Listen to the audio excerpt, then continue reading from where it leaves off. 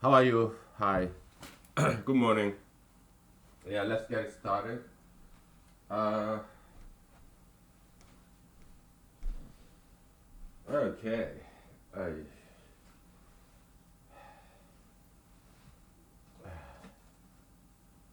uh,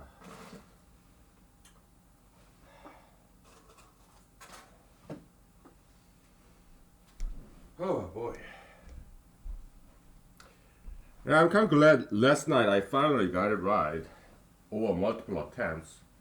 Because if you look at this humanology series title recently made, it skips episodes, right? Because all those skips episodes, the computer crashed, where it crashed only once in one of them. Skipped episodes. But I was just too offensive, okay? But last night, I finally got it right. I expressed my view without offending anybody, okay? So yeah, it's uploading now. It took me a long time to figure that out. How to say something that I believe is correct view without offending anybody, okay? You just have to be indirect, more generalized, and if you're gonna say bad things about Democrats, you have to say bad things about Republicans too. Some balance, right? To be fair, right? Yeah. Let's take a break from all this mumbo jumbo. Okay, so uh, I love both African Americans and Caucasians in America. Okay, they are fantastic. Blacks and whites. Okay, yeah, they're very beautiful, hardworking, smart people, and very good people. Okay, so that's it. All right. Our Christian, humanological Christianity. How can Jesus save everybody? The concept is this: humanological science. I mean, humanological Christianity. We mix science and religion the right way. Okay, not the wrong way. All right. So you can because you can mix it the wrong way. Okay. So it's like this potential energy converting to kinetic energy. All right. Because Jesus is like Son of God, infinitely high up there. So when he comes down and die, that huge potential, infinite potential energy becoming infinite kinetic energy that's capable of saving everybody. Okay, so that's the concept in humanological Christianity. Okay, yeah. So no one needs to die, not anymore. Alright, we can all live in peace. Okay, because Jesus died for all of us. Okay, so okay. Uh, yeah.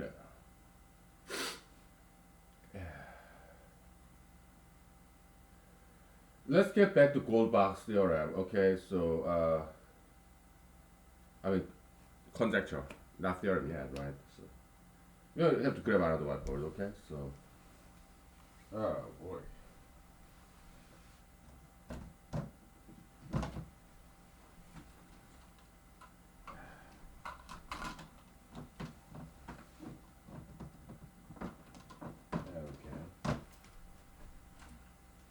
Okay. Ugh.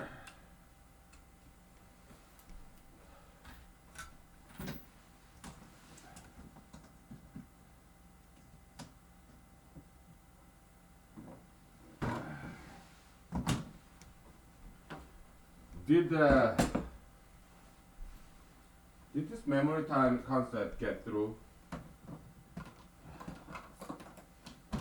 I don't know. Nowadays, I skip too many episodes, like because whenever I say something offensive, I don't know if this human knowledge called this memory time concept got through yet. If not, we'll do it again later. Okay. So now we are doing too busy gold box conjecture proving it. Everything else can wait. Right? We'll revisit this. Okay. No problem. So, why do I publish my ideas here in YouTube as opposed to academic paper? Well, because it's more fun this way. All right. To me, humanology, science, mathematics, it's all hobby. So, it's something I enjoy doing. Okay. I like my lawyer job too. And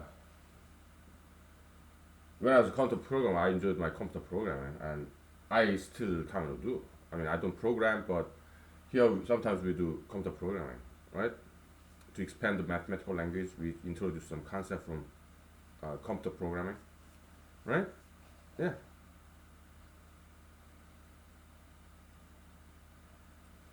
It's fun to program.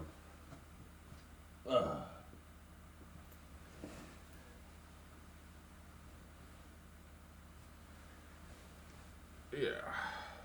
No.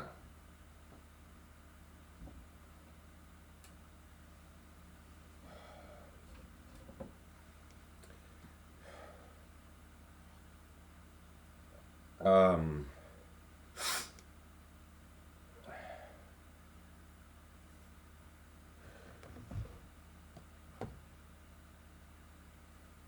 Uh. Okay. So we talked about this Bertrand Chebyshev theorem. It used to be Bertrand postulate, meaning Bertrand conjecture, and Mr. Uh, Chebyshev proved that Bertrand's conjecture, so it became Bertrand Chebyshev theorem, right? But I independently discovered that conjecture. I didn't prove it. Okay, I highly suspected that. Okay, because uh, what I was doing is this. Okay, in my bed, like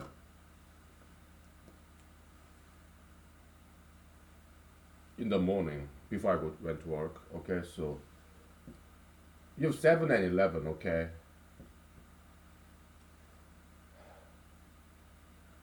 and you have all the composite numbers in between, like 8, 9, 10. Because 7, 11, that's the adjacent primes. So by definition, all the numbers in between, they're composite numbers. Okay? And this is like prime factorization, right?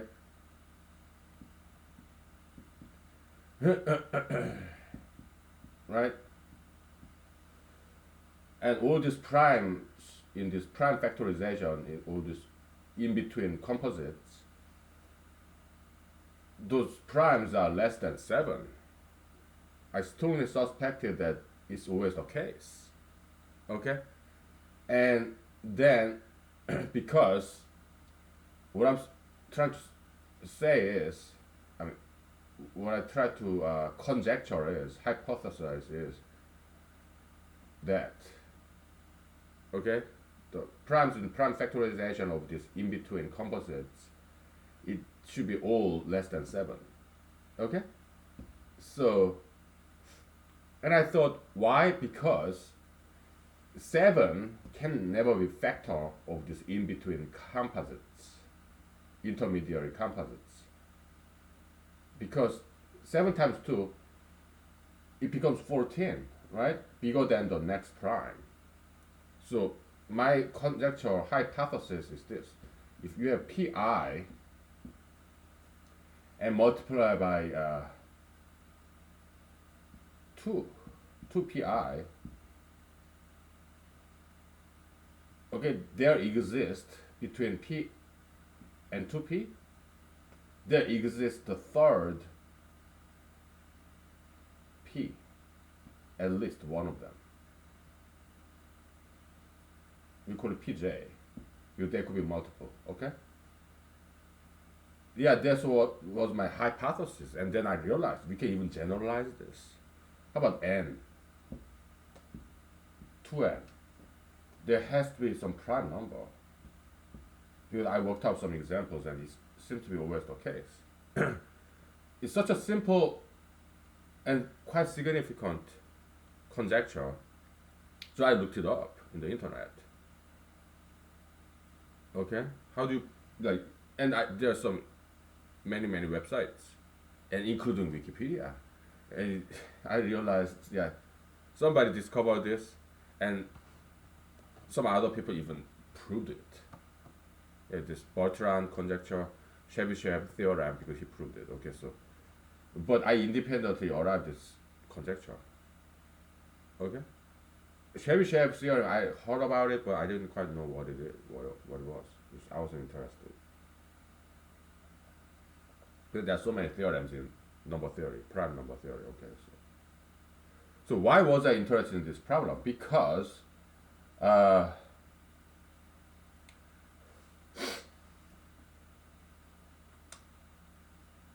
one possibility is this: the prime factorization is somehow related with this gold box conjecture, which is, for example, let's say number 12, it can be decomposed into two primes, like 7 plus 5, right? You have even number, it being expressible by two prime numbers. Okay? So it's kind of like prime factorization. Prime factorization is expression of a number in terms of multiplication of prime numbers. Now, Goldbach's conjecture is you're decomposing even number in terms of two addition of two primes. So there's some similarity there. Okay, so that's why I was interested in this problem. Okay? Because in Goldbach's triangle, you have two even numbers, and there are some gaps in the very first Goldbach set, right? And we have to think about this in between even numbers when it skips. Okay, so that's I why I was interested in this, because perhaps there could be some similarity. That's a possibility. Okay, we are attacking this Goldbach's conjecture problem in multiple angles, multiple approaches. Okay, so if our current approach fails, then we resort to explore this possibility. Otherwise, we don't have to. All we care is how to prove it. Goldbach's conjecture. Okay, so let's take 5 minutes break. Okay. All right. Okay.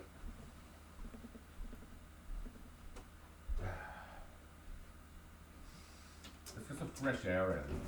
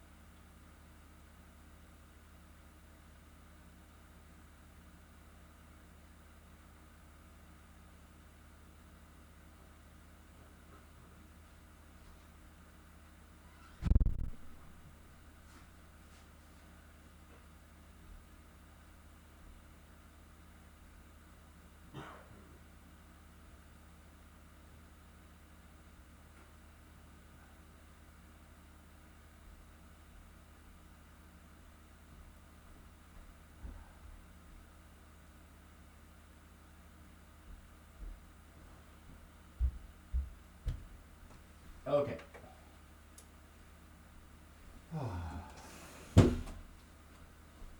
Let me put my socks on. Can you do this? Putting on your socks standing. Yeah, I can do this because I practice martial art.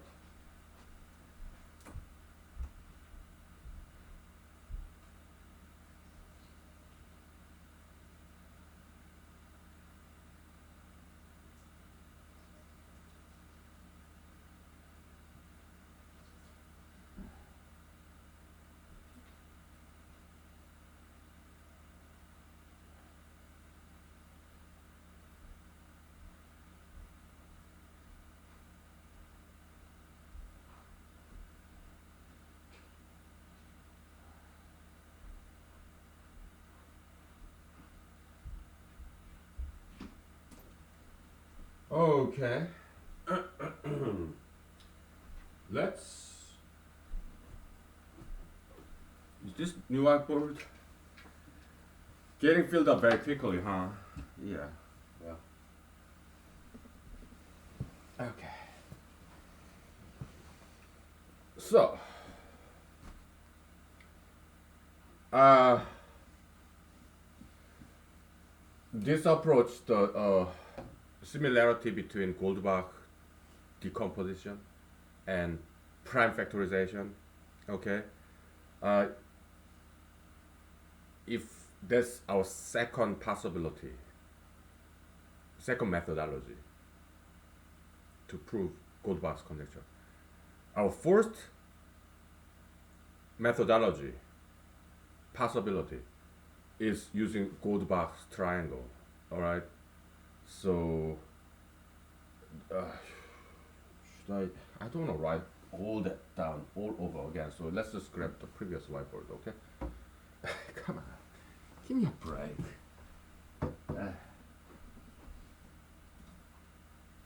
I don't want to write this down like 10,000 times, okay?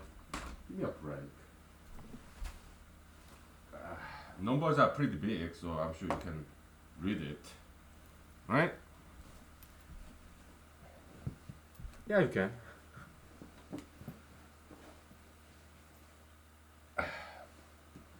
So by now you should know what Goldbach's triangle is, right? Matrix, alright, constructed by adding two prime numbers, excluding two, including one, alright? All the odd primes, old school way. Okay, yeah, because Euler and Goldbach, their days, yeah, one was prime number, okay?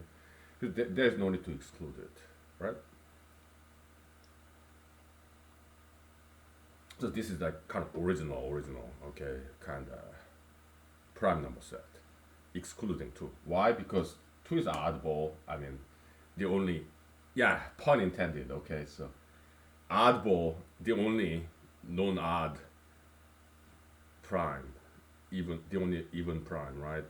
So yeah, we don't need to think about it. Okay, not now. We'll take care of that exception oddball later. Okay. Because it's going to be very easy. Once we prove this, just ironing out extra wrinkle on the corner, that's easy. Okay, so okay, when we are done with this, we exclude one and include two. Okay, that's easy. All right, so we just need to take care of the rest. All right. Now,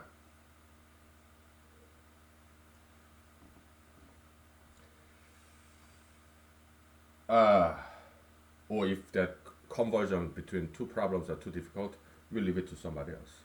Okay. Now, the Goldbach number is an even number expressible by summation of two odd prime numbers. Okay. So yeah, I throw jth column, okay, that corresponds to the Goldbach number entry in this Goldbach matrix triangle, okay, symmetric, okay, is adding up ith prime number and jth prime number, okay, and this is invariance. If the gap between these two adjacent primes is 4, then the going down 2 columns, okay, the gap between two adjacent Goldbach numbers is also 4, because pj plus 1, I mean, this prime gap, okay, pj plus 1, like fifth prime is equal to fourth prime plus fourth gap, gap 1, gap 2, gap 3, gap 4, okay, yeah, that's why j plus 1, that's the next column, right, is equal to, using this formula, pi plus pj plus 1, and pj plus 1 is pj plus gj.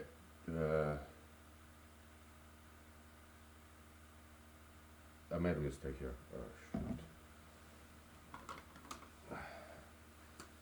This should be pj. I mean gj. Sorry. My bad.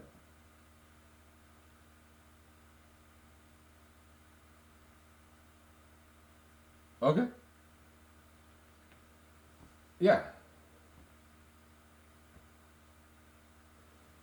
So gi, no matter what row it may be, the j plus 1 column, j plus fourth column, the next column, no matter what row it may be, is always gij plus gj, the gap, invariance along the rows, vertical direction. It's always 4. Gap is always 4. Okay, so that's something we observe. It may come handy and useful later on. We don't know. We just observe some patterns, and that's the power of systematic enumeration method. We are observing the behaviorism of numbers, some common pattern, observable pattern. Okay, so yeah, this a lot of labor intensive legwork, very low tech. It's just paper and pencil, right? But a lot of legwork, laborious. In my experience, it always pay off. Okay, I did this in the pyramid numbers, Euclidean triangle. I'm not sure it's pre-Diluvian or maybe it's buried in this 200 lost episodes. I don't know. If time allows, we'll revisit that. Okay? This is something very cool.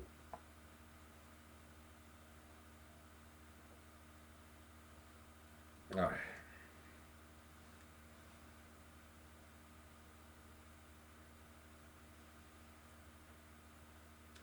So, missing link is this, alright?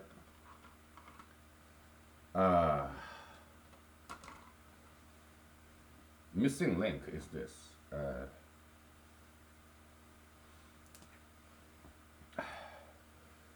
The gold box, first gold box set G1 is just 1 plus all the prime numbers, which are all odd numbers, right? And odd primes.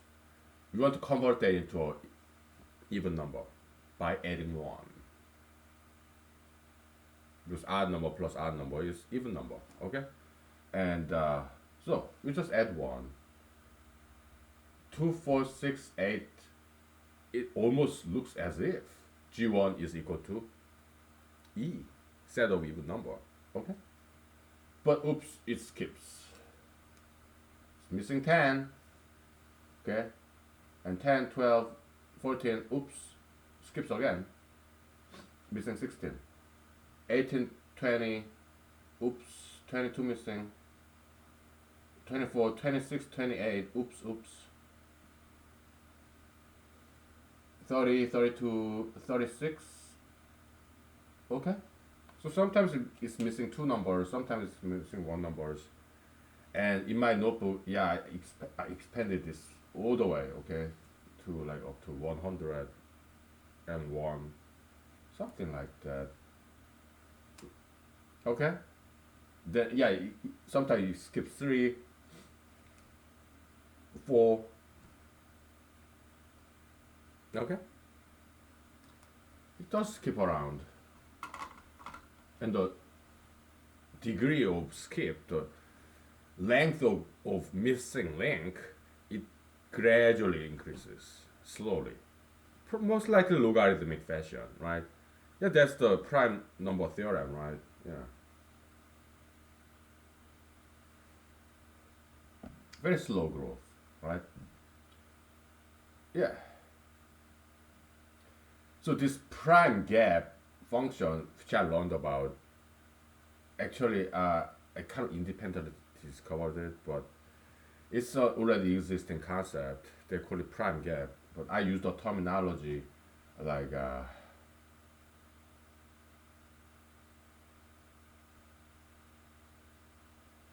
distance between two adjacent primes or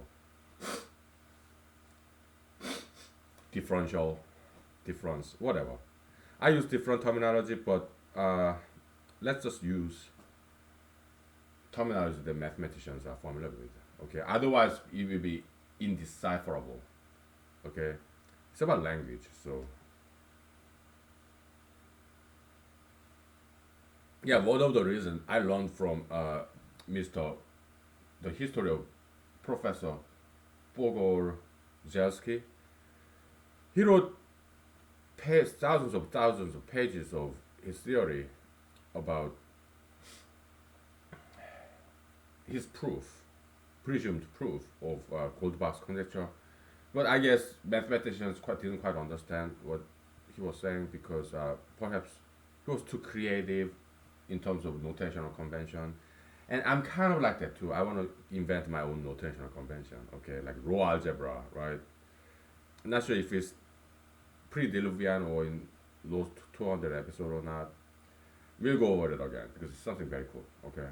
But it's kind of like modular arithmetic, but it's by far superior notational convention, okay? So it's simpler. Okay, so too many things to do.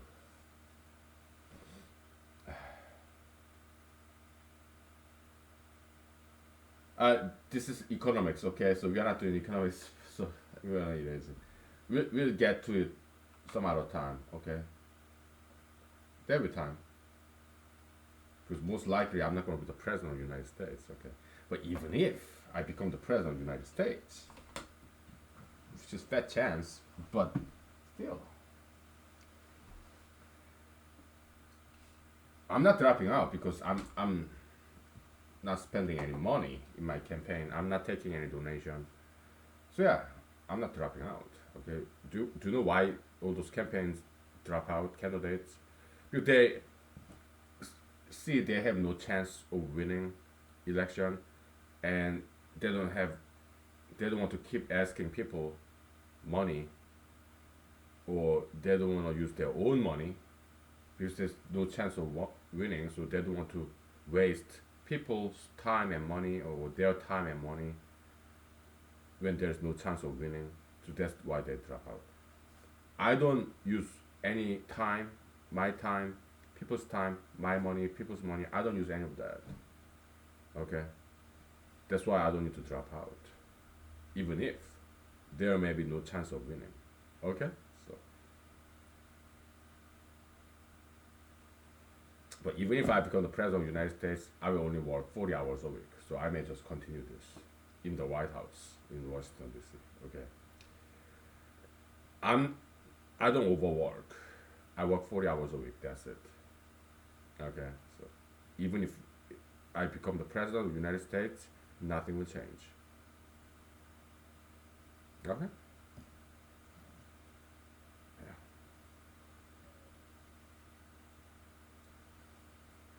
Let's take 5 minutes break. Okay. So it's about time. Yeah. Nowadays I don't pee outside anymore. I just use the bathroom because it gives me more time to take a break for my vocal rest. Because I have to picture something. I have to unbuckle my belt, pull down my pants, sit down, as opposed to outside, just unzip.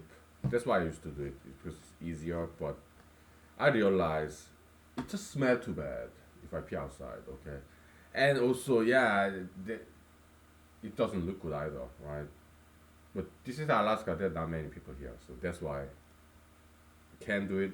I used to do it, but not anymore. It just smells too bad. Okay, so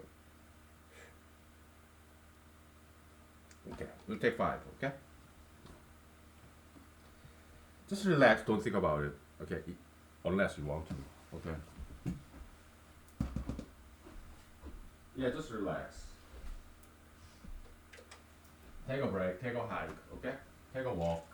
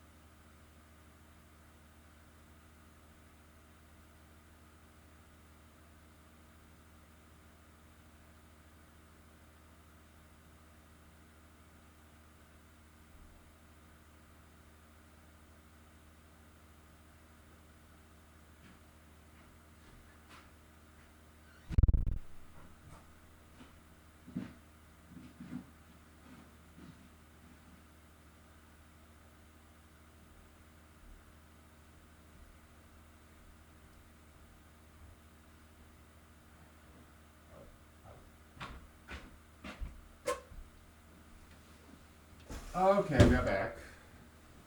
I'm kind of weird though, right? Yeah, I'm weird guy. I walk weird, talk weird, I have weird accent and weird use of words, choice of words, weird kitchen habit, weird bathroom habit. Okay, PG started. Yeah, yeah. So when I pee, uh, no, strike that. I have to be mindful of my audience, right? So I have to watch my language. When I discharge my liquid in bathroom, yeah, I sit down because I don't have urinal in my bathroom.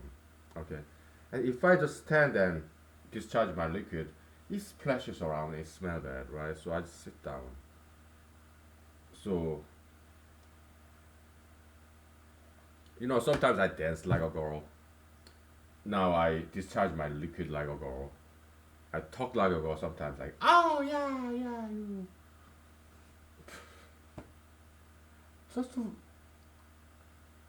not to make fun of females, but as a humorism. All right, so okay, let's get back to this because I shouldn't offend anybody. Okay, but FYI, for your information, I'm not sexist.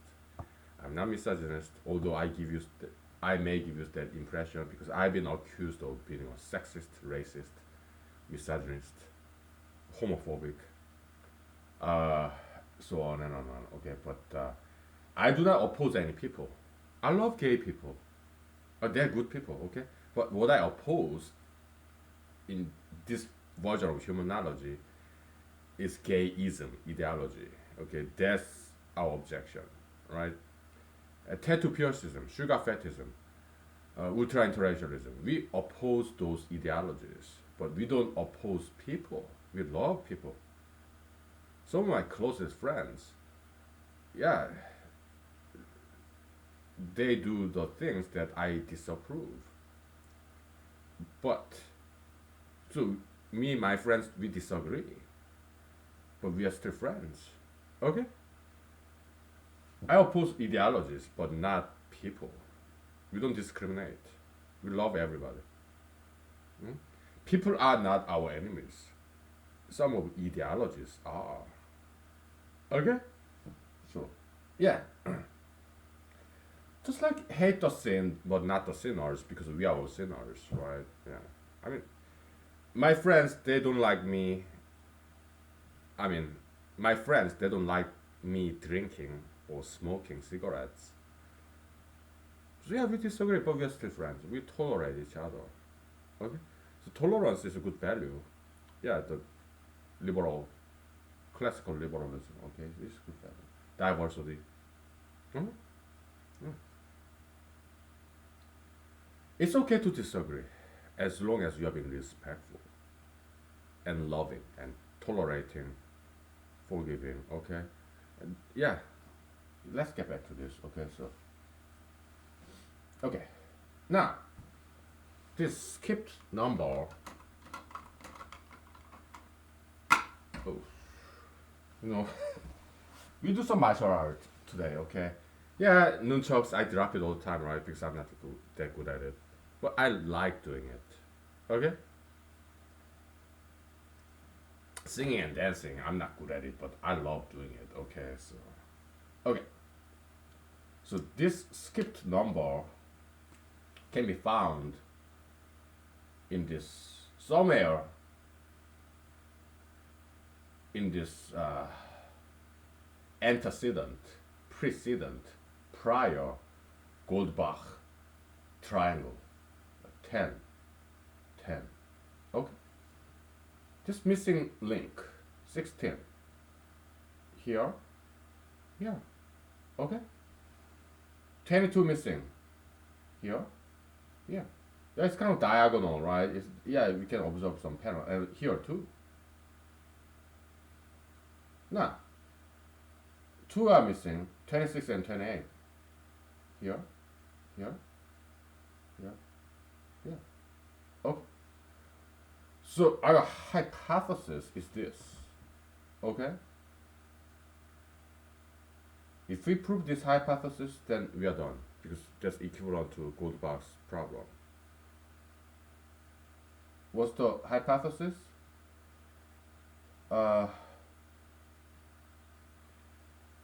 7-11, okay? The smallest skip, the very first skip here. 7 is fourth in our convention. Fourth prime, 11 fifth prime, okay? So, if this skipping happens, that skipping even numbers can be found, always found in this fourth Goldbach triangle. You have ith prime number, I plus first prime number. Then if there is skipping happens, that skipped numbers can be always found in ith Goldbach triangle. If we can prove that, then we are done. That's the end of proof. QED. Because it's equivalent problem. So that's the methodology number 1. And I have kind of good feeling about that. Okay? Maybe methodology 1 and methodology 2, the prime factorization and Goldbach decomposition. Okay? Maybe we can use both of them. I don't know. All right? Not yet. But we have some game plan here. Okay? So I have very good feeling about this, okay? Yeah.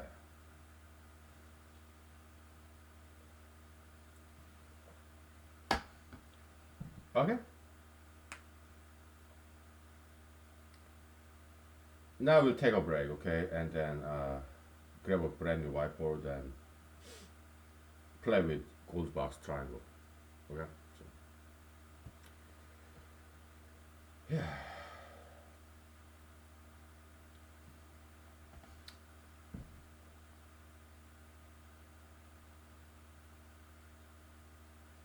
Are you having fun?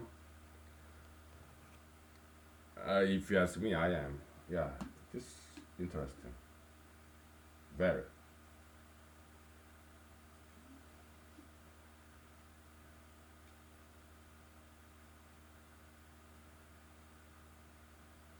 Let's fantasize a little, okay? Let's fantasize, hypothesize. What if we end up proving this? Then what's going to happen to us? I mean, I'll be thanking you for being there for me, okay, as friends. So then what's going to happen to me? Maybe I become famous. Or if you end up proving this first and publishing it first before I do, then you'll be famous. Yeah, by all means, do it. Okay? Yeah. Just don't steal, okay? Acknowledge you got this from somebody else. I mean, you're inspired by somebody else. That's all I'm asking. You don't have to mention my name or this website. But if you want to, you can. You may. But you don't. I'm not asking you to. Okay? Because I want to give you choices. Yeah?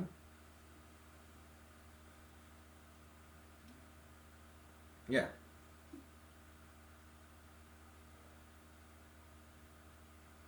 But let's assume that I publish this first.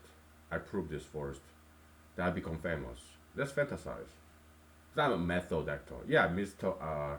Konstantin Stanislavski, right? The Russian. I'm studying Russian nowadays, okay? Yeah, method acting, like soul injection method, right? Yeah, so let's fantasize. Let's write a novel, movie, short story, short film, okay? That's what we're doing right now. If we prove this, I'll be famous. If I publish this, prove this, I'll be famous. And would there be job offer as mathematics professor, or would there be invitation for me to be a PhD student? So doctoral degree in mathematics, because they may say, hey, you have good potential, but you need to learn more mathematics. So yeah, come to our university. We'll pay for your PhD tuition. Yeah, you can be research assistant or teaching assistant. Okay. Yeah, come to our school, PhD. Okay. You don't have to retake your GRE exam. You took it long ago, but we'll just accept you as a PhD student in mathematics. And I'm not sure if I want to do that. Okay, how about this? We give you professor job. Yeah, your gold box conjecture proof. We'll use that as we regard that as your dissertation. All you gotta do is, yeah, this dissertation defense. We're gonna ask you some questions. You answer it, and we'll just give you PhD degree, and we'll hire you as a mathematics professor. That, well, it depends on the salary level. All right.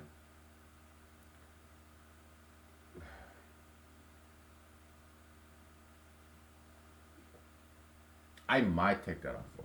Right. Yeah.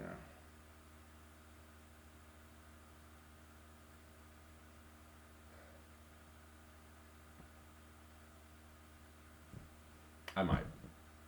Yeah. But PhD student, nah, I don't think so. I don't think so. Been there, done that. I don't think I want to be a PhD student again. Okay. It's just too much. All right. That's why I had to drop out. I couldn't take it. Hardcore, dude. PhD, getting a PhD degree. I have huge respect for those people. who get PhD. Okay. Oh my goodness, that's just too much work, dude. Oh my goodness. Unless somebody just give it to me, I cannot go through with it. All right. It's just too much. I couldn't take it. So I had to drop out. Okay. But I learned a lot when I was in Cornell. Okay. Computational biology. Okay. So learned a lot. So nothing was wasted because I studied when I was there for 2 years. It really helped me do this. Okay, so nothing was wasted, right? Yeah, get recycled. Yeah, yeah. I count them as my one of my alma maters. Okay, we'll take 5 minutes break. Okay, so we're just taking a break, but we'll take a break again. All right. So. Okay, it's Saturday morning. Okay, Saturday morning vodka session. So.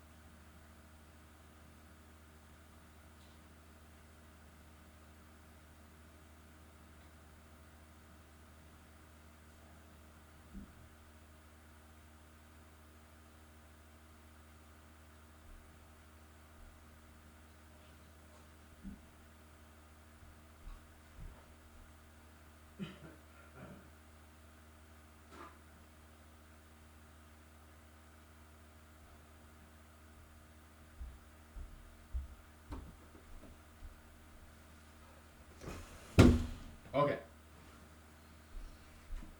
Uh, my phone is charged, so I grabbed my cell phone. So now I know how to say Mr. Gospodin. Mrs. Gospoda. Okay, I looked it up. Yeah, Gospodin. Uh, Chevy, Gospodin Goldbach. I was kind of surprised that Mr. Goldbach, Herr Goldbach, It's Gospodin Goldbach. Is he Russian, really?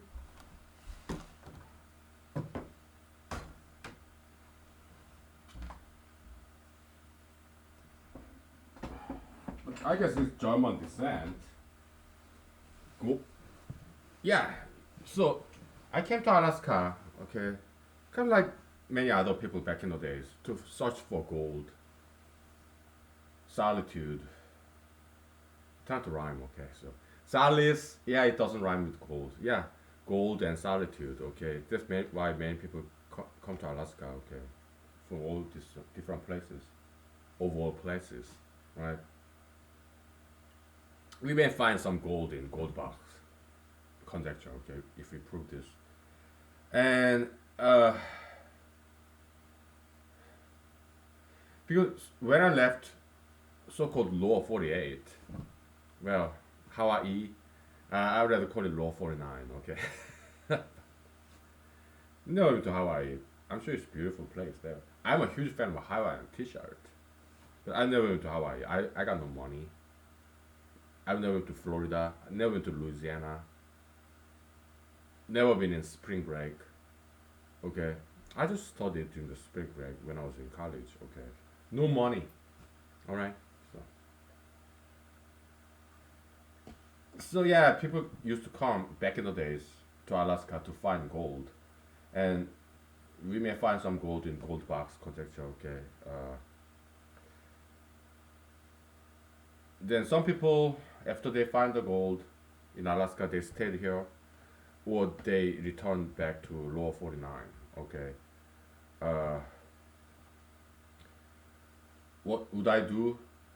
Because when I left Alaska, some of my friends told me, yeah, take a break, take a hike in Alaska, but come back.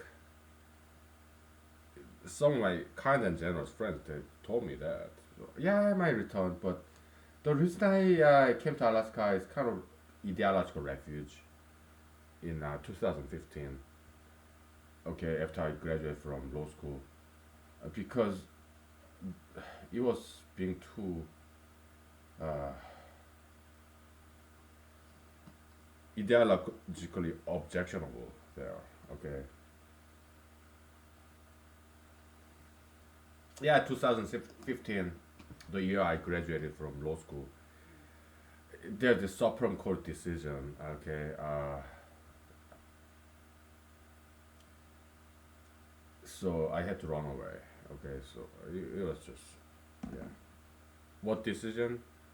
Well, it's public knowledge, but I'm not in liberty to tell you why, because I cannot offend anybody. I guess so.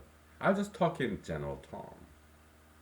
But if you are a certain activist, you probably know the significance of that year, 2015, U.S. Supreme Court decision. They legalized something. Okay. Uh, but I'm not in liberty to tell you which. Okay? Because I cannot offend anyone. Because if I offend anybody, it becomes discriminatory. People, that certain group of people will not come here, and they won't benefit from all this wealth of knowledge. That's why I have to be fairly neutral, okay, and be mindful of people's feelings in order not to deprive them of this benefit from all this wealth of knowledge that I share with you. Okay? So yeah, we'll get back to this, okay? So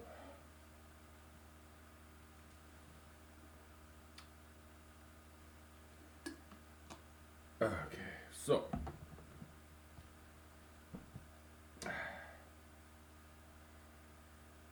we'll make a small example, okay? So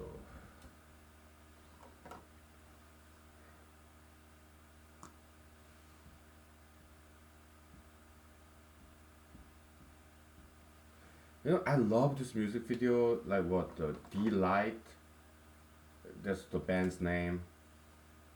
They have this Korean, Japanese, American guy, okay. I'm mighty proud. This Korean, Japanese, because is Korean descent who used to live in Japan and then came to America. Korean Japanese American, okay. Uh, he was a band member. It's two guys, and the other guy is from Ukraine, I think, as far as I recall. And the lady, I think she's just American. Okay. So you have Korean Japanese American and Ukrainian American and just American lady, and two guys, right? Interesting composition, really. Yeah, grooves. The groove is in the heart. We may dance today, okay? Uh, but I'd like to prove this first. I don't know. Pop the champagne bottle too early, okay? So one, two, three, four, okay. Oh, I love the music. Okay. Where's my brown? Ah.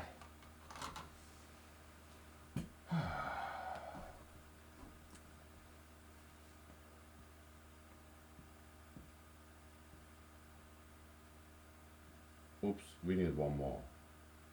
We need 11.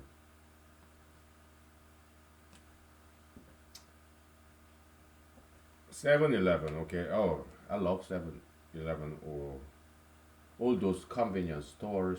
In America, it's more like gas stations, right? But in Korea, it's not like that. It's purely convenience stores.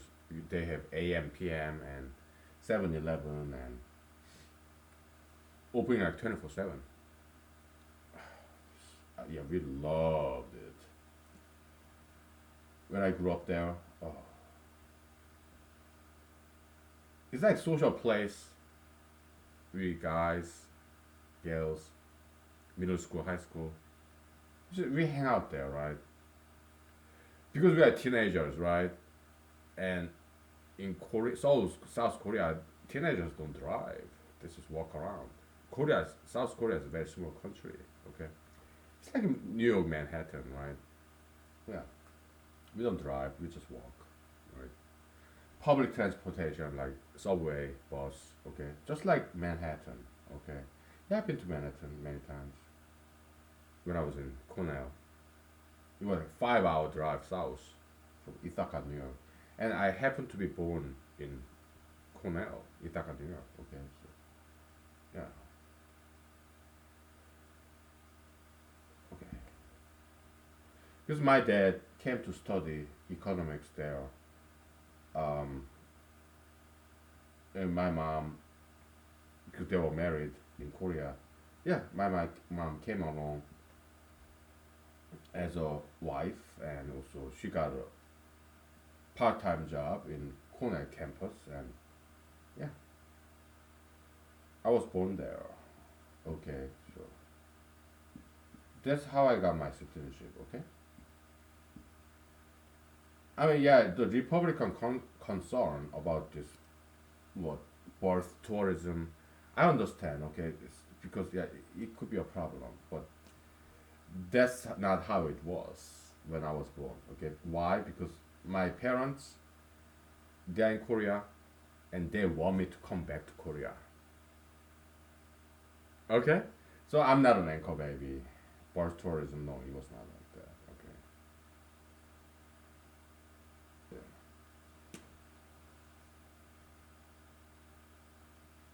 yeah. Okay, made a mistake. I mean, I did. Yeah, my parents maybe, was I a mistake? Maybe.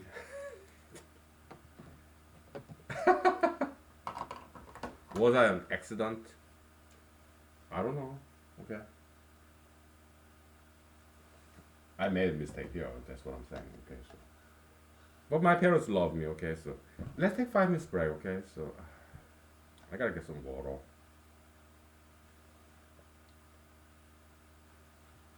Just making a joke. Okay, so.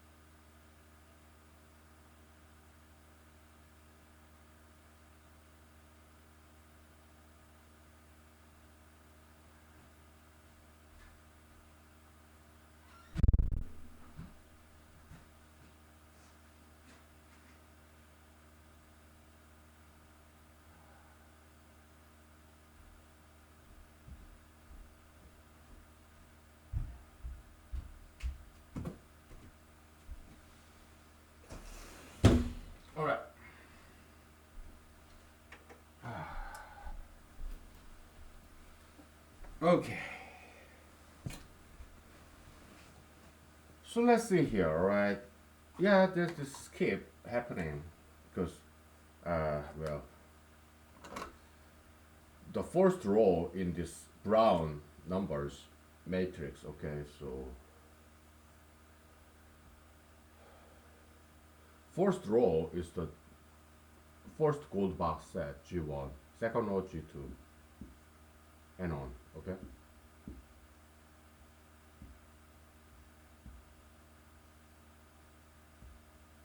Okay, now what? Yeah, that's keep happening, right?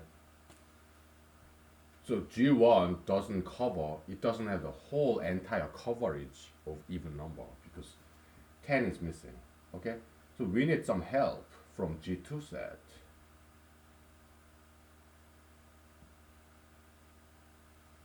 Okay? We are minimalist, Occam's razor, right? It's, we want to be as simple as possible, okay? Yeah, G3 it also has 10, but we don't need them. We don't need help of G3. We will later on. We'll need help of G3, G4 to fill in this gap. They are gap fillers. Alright? Missing link. We want to prove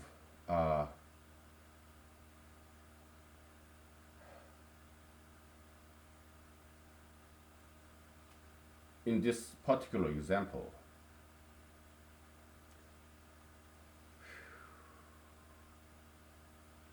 alright,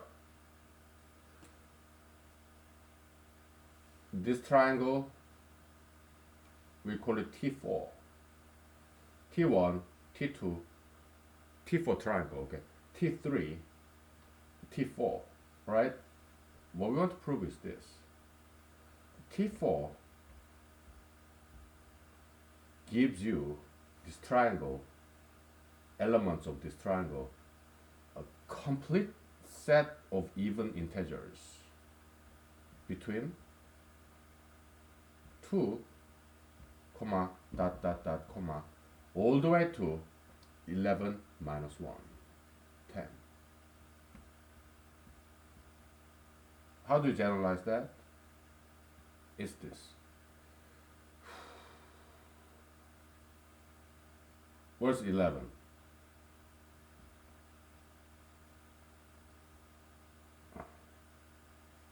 Fifths. 11 is equal to, okay, 11 is equal vertically, that looks like 11, right? So 11, no pun intended, seriously, okay? I don't want to confuse you. 11 is equal to fifth prime minus 1. Okay, so to generalize this, we're gonna use juxta notation, alright? So, maybe not, I don't know. So, T, ith is equal to, it gives complete coverage of even integers. 2 comma dot dot dot comma p I plus 1 minus 1. If we can prove this, we are done. Alright, we converted, transformed, or reduced gold box problem to this coverage problem. Okay? Yeah, this vocabulary coverage, I came up with my own. Then I started looking at other academic papers in the subject of gold box conjecture, and some professors use the same word, coverage. So I was like, oh, okay, cool. We are speaking in the same language. I was glad. Maybe I'm in the right track, okay? Maybe we are in the right track, okay? So of course they may use the term coverage meaning something different, but still, okay. It gave me some assurance and perhaps some sense of security. You know, kind of leaning on authoritative figure, kinda. Okay. Is it pretty back there? Yeah, Alaskan morning. Yeah.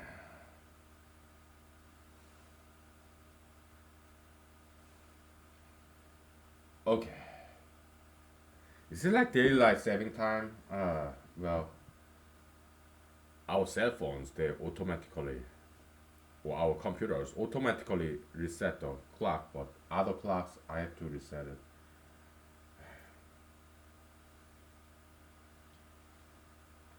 Spring forward, fall back, right? Yeah.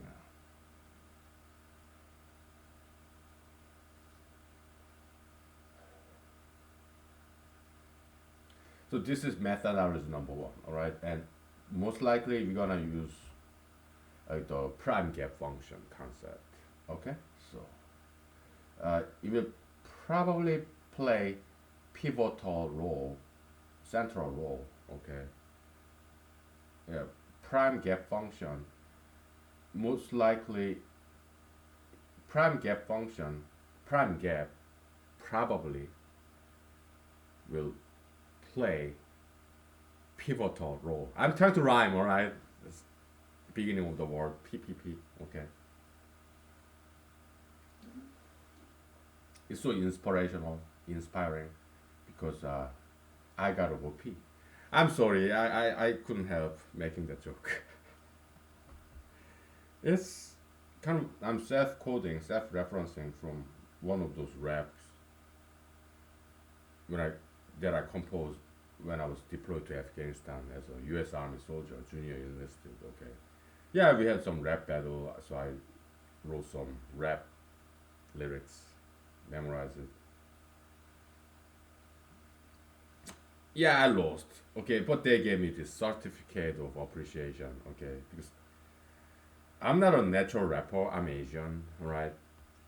The, my colleagues, this black guy, white guy, Hispanic guy, right? They're like natural rappers.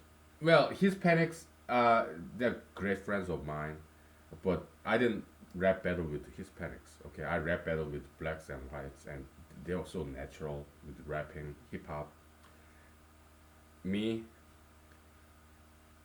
I had to sit down, write down all these rhyming lyrics, had to memorize it and rehearse it.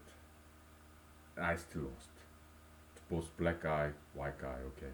But that's so natural with the hip hop, okay. Because to me, when I deployed to Afghanistan, okay, we have this holiday party, okay, at the end of the year, Christmas party, New Year's Eve party, okay. Yeah, rap battle, talent show, kinda. Uh, Hip hop rap, it was brand new to me, but these guys, white guy, black guy, they've been rapping for a long time, okay. So, but my Hispanic friends, they were DJs. So you know, back in the days in Afghanistan, okay, my friends made me a wooden nunchuk, okay. So I had that, and also I ordered Amazon.com this foam nunchuk, right? I had it in my camelback because I love camelback water source, water container that you can put on, and it has this pouch. I carried my nunchuk everywhere I go. Okay, so yeah, this is an encore session because I did my rap, dancing, hip hop singing. Okay, and encore session. So yeah, they brought me back to the stage, and from my camelback, yeah, I pulled out my foam nunchuk from Amazon, right? I was like this, oh, and my Hispanic friends, DJs, yeah, they start playing this. Everybody does, everybody kung fu fighting. Okay, yeah.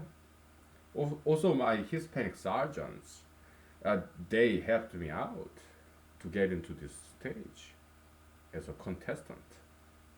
rap battle. Okay. Oh, I have many, many, many friends. Hispanics, blacks, whites, Asians, Jews, Middle Easterns, natives. Okay. Yeah, they were my friends. Okay. We'll take a break. Yeah, we just took a break from mathematics by me accounting, counting, telling you army story, a lot of stories there, and now I need my vocal rest. Okay. Let's take 5 minutes. All right. So go ahead, prove this if you can. Okay. Then we are done. We just prove. I mean, if we prove this coverage,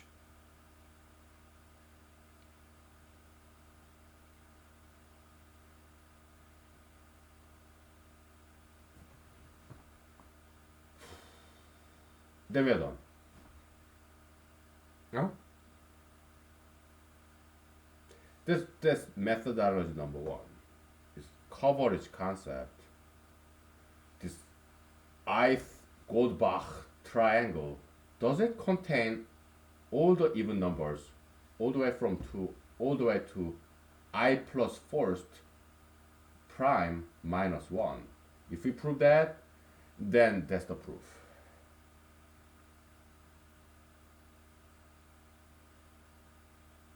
We may as well prove this Goldbach conjecture over this weekend, okay? But we'll see. I don't know how easy or difficult this proof might be. Okay, if you want to, go ahead, prove this and publish it. Okay. If you have friends who are good at mathematics, yeah. If you want to, yeah, tell them. All right, no problem. Huh? Or work together as a group, if you want to.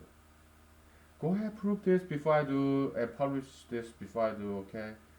Yeah, be famous, first in time, if you want to. Okay. Yeah. So I don't have huge ego. All right. Money, power, fame. It's not my priority. My priority is knowledge, discovery. Okay. And education, human salvation. I'm a Christian. I'm very much Jesusian, right? Very parental love. Yeah, be bigger and better than me. I'll be happy. Very Jesusian, very parental, very like educator, teachers. Yeah, the attitude toward their students, their children. Yeah, be bigger and better than us. I'm exactly that way. Because I'm Christian, I'm Jesusian, parental, educatorial, teacher like, okay? Yeah, be bigger than better than me. By all means. I'll be very proud of you. No? Yeah.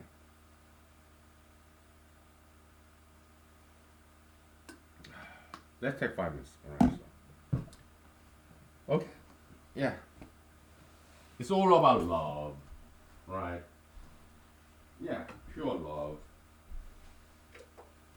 Self-sacrifice, right? Yeah, yeah. Metaphysically speaking, okay.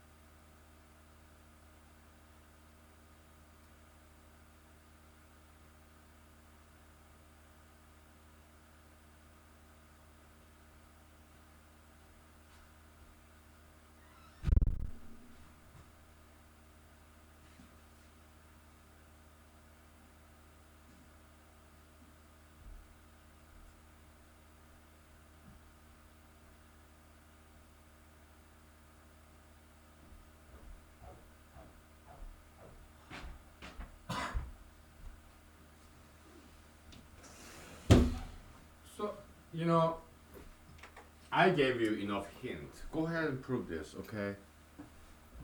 It's conversion between problems, like mathematicians, computer scientists. They do this all the time, like P equal MP problem, whatever, right? Yeah, I took classes there, okay? Uh, Theoretical computer science, whatever, okay? Yeah, you just reduce one problem to another problem, which is equivalent but easier to prove, right? I reduced it for you. Go ahead and prove this, okay? Because I want to take a break from all this, alright? So I did my job, okay? Yeah, just like a professor, a teacher, right? They work hours to come up with this problem to give you students as a homework assignment. That's what I did here, okay? I'd rather just fantasize, okay? What if we end up proving this, okay? Yeah, let's just fantasize, make a movie, write a short fiction, and short film, alright? I'm acting, okay? So, we prove this, okay? Hypothetically, fictionally, okay? Fictitiously. Yeah, let's fantasize. Oh, yeah, you proved cold box conjecture, okay? Yeah, I give you PhD degree and I give you professorship, okay? Tenure. Uh, but I don't want to leave Alaska, and there are some universities in Alaska, okay? So if Alaska's university give me professorship, yeah, I take it, most likely. Not in Anchorage. I live in the valley because in valley we also have small colleges. Because I don't. I used to commute. I used to be a valley commuter to Anchorage as a programmer. Okay. But by now I'm too old, right? So if I they offer me this professor job in this valley, yeah, I'll take it, right? It really depends on salary though. Maybe part-time professorship, whatever. Okay. So let's fantasize it because I don't want to leave Alaska. I love Alaska. If Harvard, MIT, Princeton, or Stanford, nah, it doesn't quite appeal to me. Okay, I'm just fantasizing. Because they are in big city. I don't want to deal with all those traffic jam. Okay, I'm too old for that.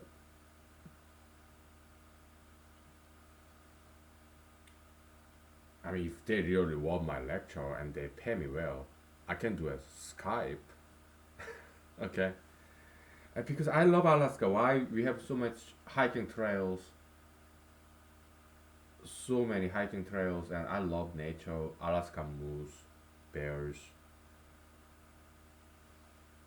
To me, Alaska is my home. All right, I found peace in Alaska, space, and good people. Okay, Alaska is very ethnically diverse place. Okay, so they're cool. Okay,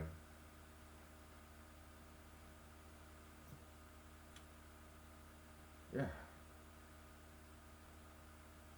So if multiple universities offer me a job, Alaskan University would be my first choice. But yeah,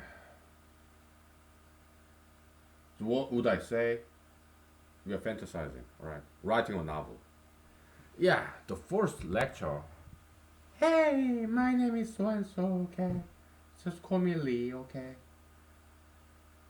Uh, and I cannot talk continuously for more than 15 minutes. So please help me out. Interrupt, make comments, objections, inquiries, ask questions, or just tell me what you think at least every 15 minutes because I need some vocal rest, okay? Yeah, please. That's what I would say. I'll be all ears. I'll be all yours. Okay. I want it to be more interactive. All right. I don't want to be lectury. Okay.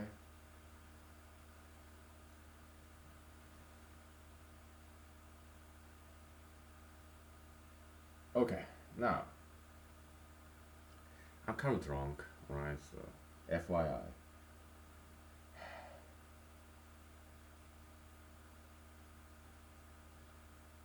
So how do you go about proving this?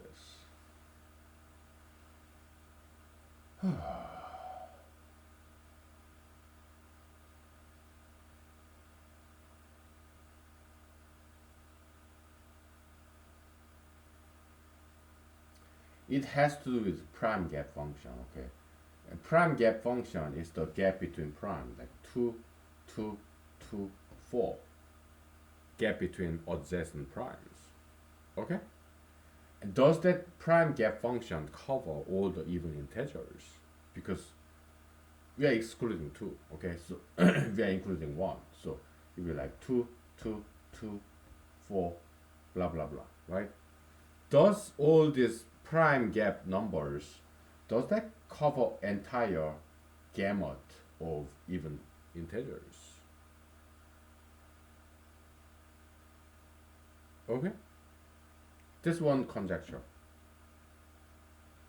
Prime gap set, is it equal to even number set?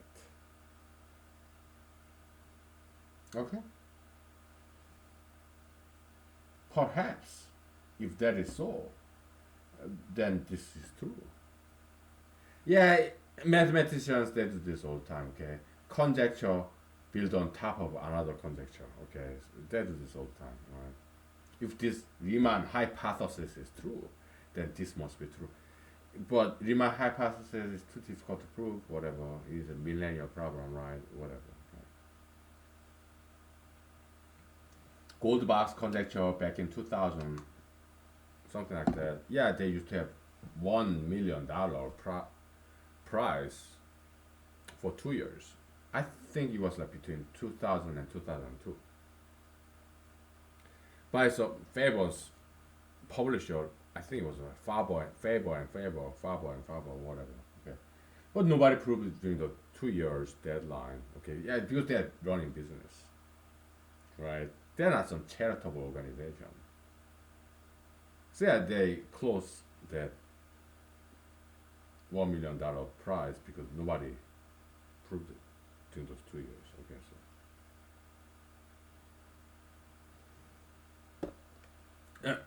okay. So Mr. Professor Bogorzewski, he may have proved it. We don't know. Okay. I was very curious about his history, so I learned something about him. He's cool.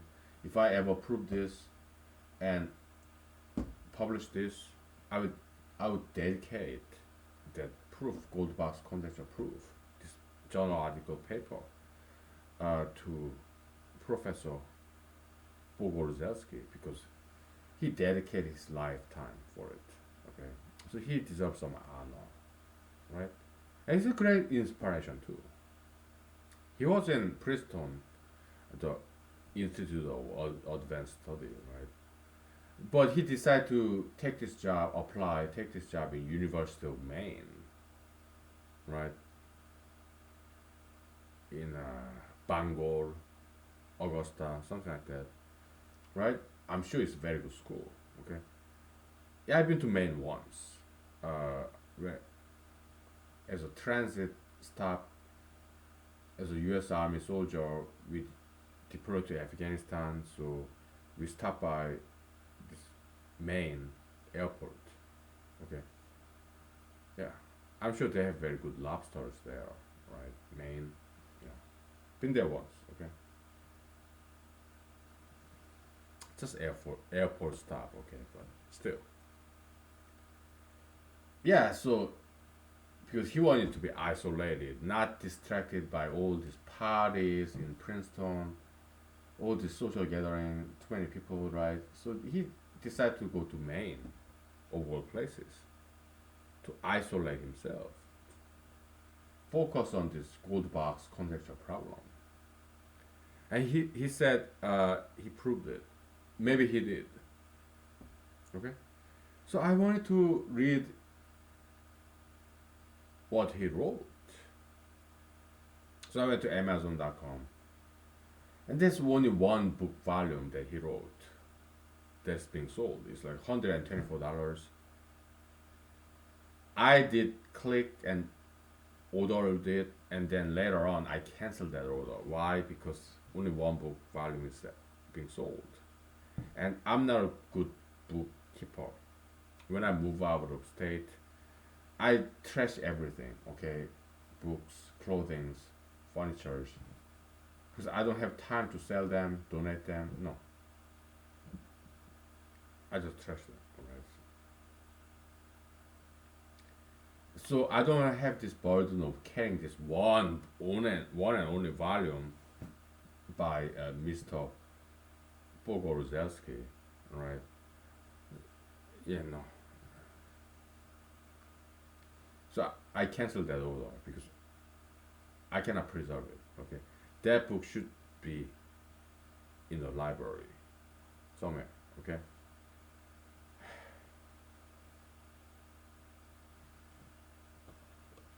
Or in a museum, right? Maybe he proved it. Okay. Yeah. I don't know. Nobody knows. Yeah. But I wanted to read his book, but only one book volume is being sold, and I'm not a good keeper of books. All right. So I canceled the order. Okay. So I don't want to have this burden of preserving his one and only book left in the shelf. Okay. On the shelf. But if we ever prove this, yeah, we'll dedicate this to Mr. Pogorzelski, professor. Okay. Yeah. Because he deserved that honor. We are very much honoring our parents, no matter what your religion is. Yeah, I'm Christian, right? Honor thy parents. Thou shalt live longer, right? Yeah, with the Mosaic, Ten Commandments with a promise, right? Yeah. We'll take 5 minutes break, okay? I mean, I have my own family and friends. Professor Bogorzelski has had his family and friends, okay? Yeah, we honor them. Parental figures, family, families and friends, okay? Yeah. Like background, backstage people. You see a singer, actor, prima donna, right? But they're just unsung heroes, makeup artists, wardrobe.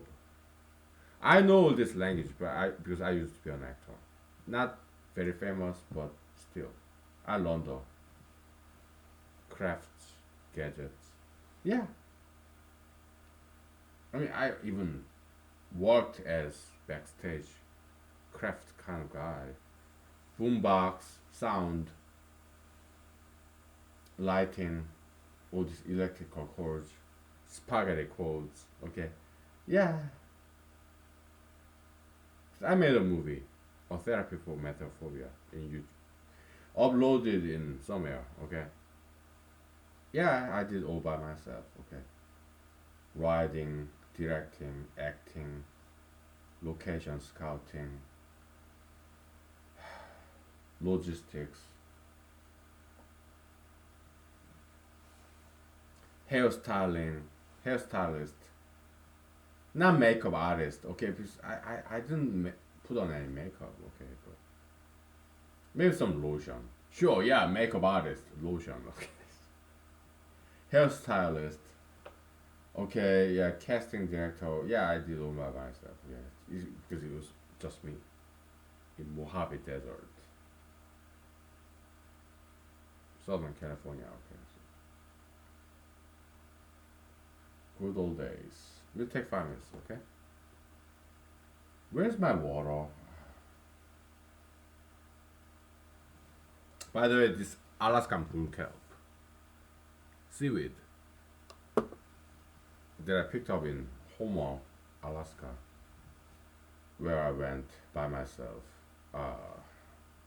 last year's Christmas Day. All the fancy restaurants in Homer, Alaska, they closed down for the holiday, right? But kindly and generously, some hotels were open. Okay, so I stayed there. Okay, I went to the beach, Homer, Alaska. I see one sea otter in December in Alaska. Homo, Alaska, okay. Yeah, this sea otter, okay, I'm so cute. Hey, sea otter, hi. Yeah, I'm Alaskan Asian. He or she just, what? What? That sea otter didn't like me very much, okay. But, but I saw it, okay. Oh, it's beautiful. Beautiful, okay.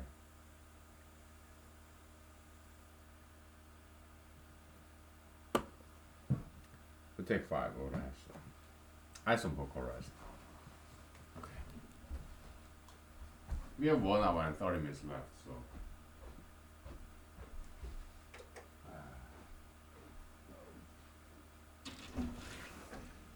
I have so many stories to tell you, alright? So give me 5 minutes, okay?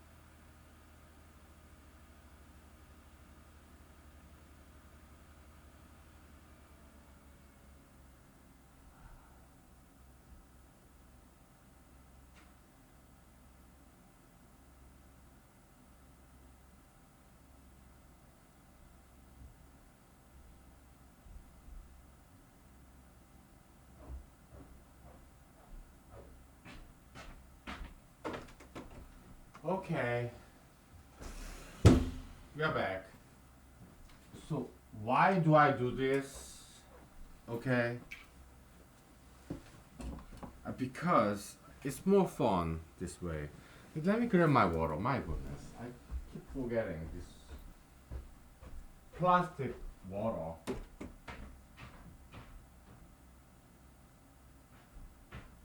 Container, all right. I don't use glass because it breaks. It's heavy. It's expensive. I prefer plastics. It's durable, light, cheap, right?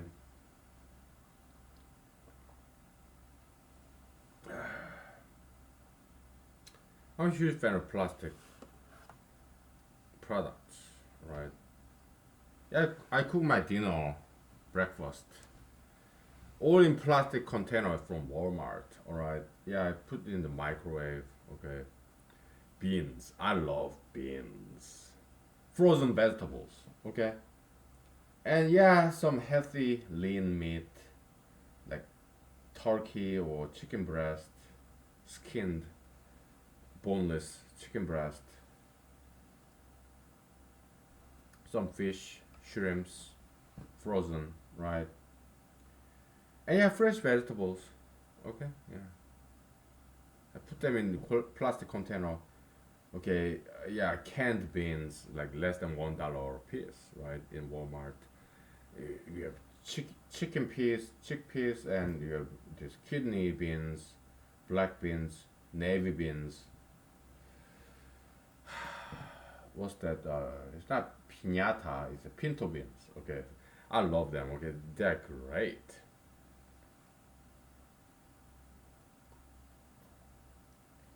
Yeah, go ahead and prove this, okay? I'm not in the mood. I did enough mathematics, okay? I want to take a break from mathematics. I don't want to do mathematics all the time. All right. Yeah, but I leave this on so that you think about it, prove this, publish it, okay? Be famous, money, power, fame. Go get it, son, daughter, all right? By all means, okay? Yeah, go ahead and do it because do I really want to type this up in LaTeX? Not really. Okay, yeah, please be my guest. Prove it, publish it, be famous, powerful, whatever. Okay. Because yeah, at the same time, I kind of want to prove this, publish this, get some fame, so that I become the president of the United States next year.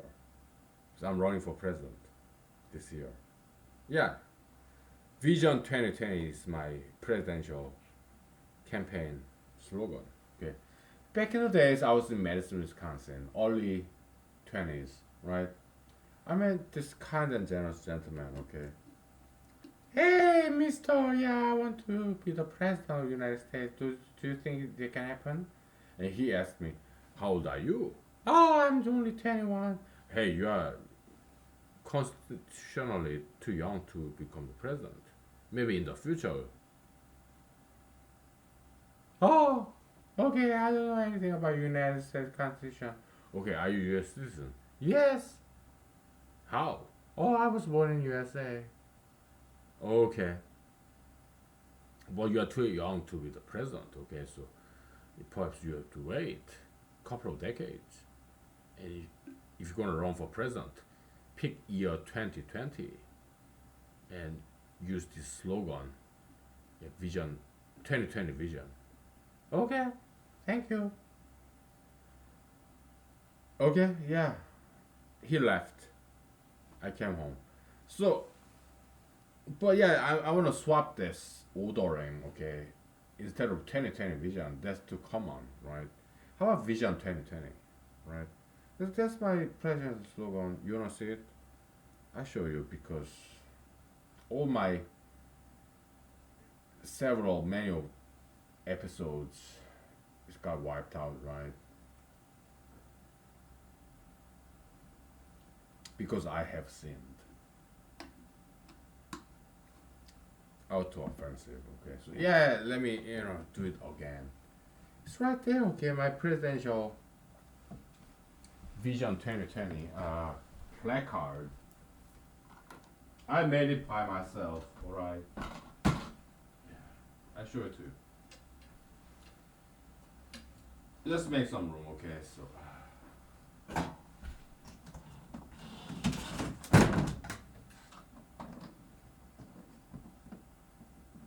Well, I made two of them, okay? So I did show it in public in Alaska, okay? Yeah, here it is. Page by page. Vision 2020, alright? Unite the left and the right. Reduce crimes to zero. Elect Han Keeley for president in 2020, okay? So yeah, page by page I printed it out in my home printer, okay?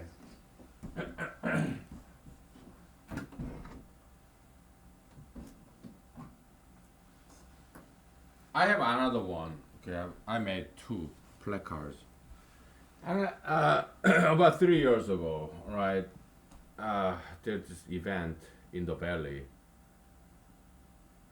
in the spring, right? So I put it up front on my back so that people can see front and back. I'm running for president. Because I have 2020 vision. Yeah, vision 2020, okay? Yeah. This is marching event, okay? It's all about local businesses, local candidates, right? But I went big because I'm ambitious kind of person, right? My friends in politics, yeah, they recommended me, hey, man, come on. Don't be like, don't be so childish, okay? You gotta start local, something small, okay? Gradually you build up your reputation. But I did not heed their advices back then. Now I do. Why? Because I'm also running for Alaska State Senate. Okay? It's a parallel, concurrent, state level, federal level election campaign this year, right? Yeah, every now and then I write articles to local newspapers. I call into local radio stations, okay? But that's it. I go to political meetings once in a while, but that's it, right? Because it's one of my hobbies, right? I'm not too serious about it, right? Because I have other hobbies like mathematics, Goldbach, conjecture proof, and I have a lawyer job, okay? And then I do martial art, right? And in humanology, we sometimes do computer programming too, okay? And I do dancing, singing.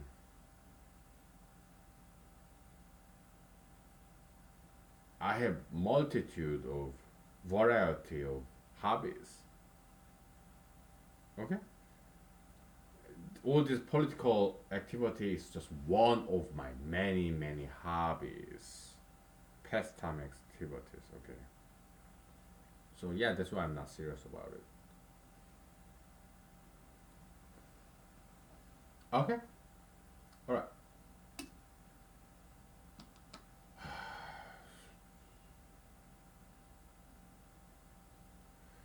You know, I need some break from this mathematics. Okay, I gave you some homework assignment, gave you enough hint, right? You're like reframing the question, right? Yeah, it's kind of lawyer's jargon. You reframe the question so that this lawsuit would look like more favorable to your client. Okay? I'm a lawyer, okay, so lawyer by trade. If I ever publish this article in the footnote, okay, Mr. Lee, footnote.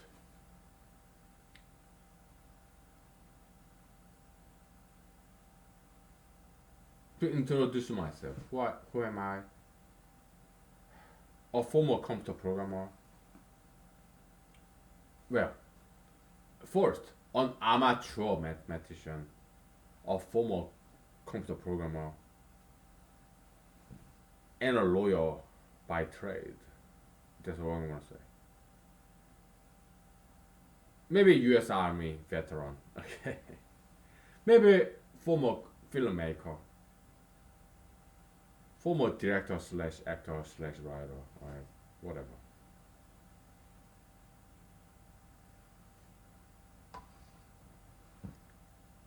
I have diverse interests. Mhm. Hey, what's your hobby? Oh, I do calisthenics. I do push-ups and sit-ups and pull-ups. Yeah, I lift weightlifting, dumbbells, shoulder, just army, shoulder push-up, upside down push-up. Okay, yeah, I do that too. Leaning on the wall, upside down, shoulder push-up. Yeah, yeah, devil in martial arts, dancing.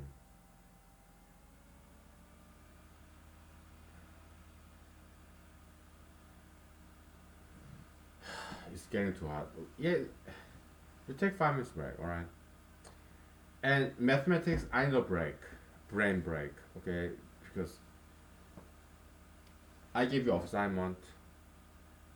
I converted, reframed this question for you, reduced it to perhaps a simpler, easier problem to solve.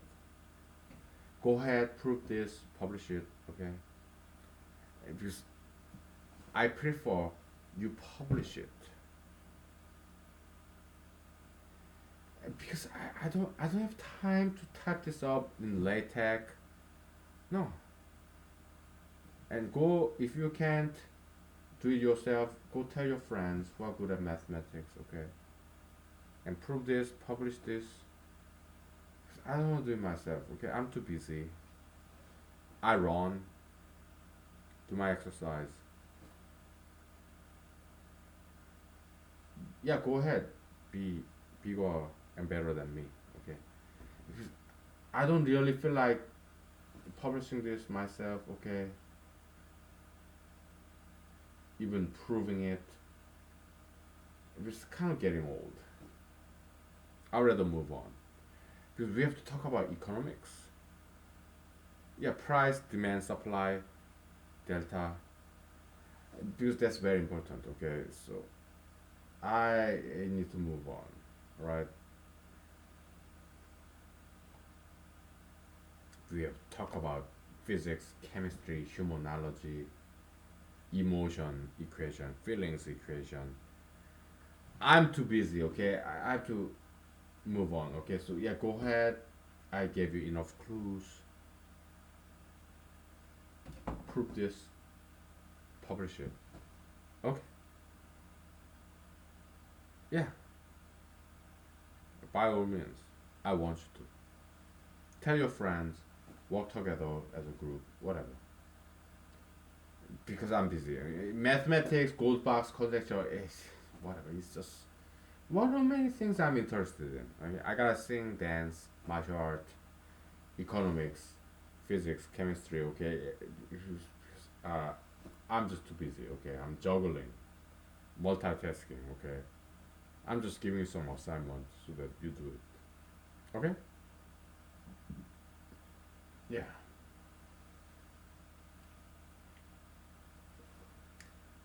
I really don't have any intention or desire to write this down in LaTeX and publish in journal article. Okay, typing or no, you do it. All right, prove this, publish it if you want to. If you can't, tell your friends so that they do it. All right, because I don't have time for this. Okay,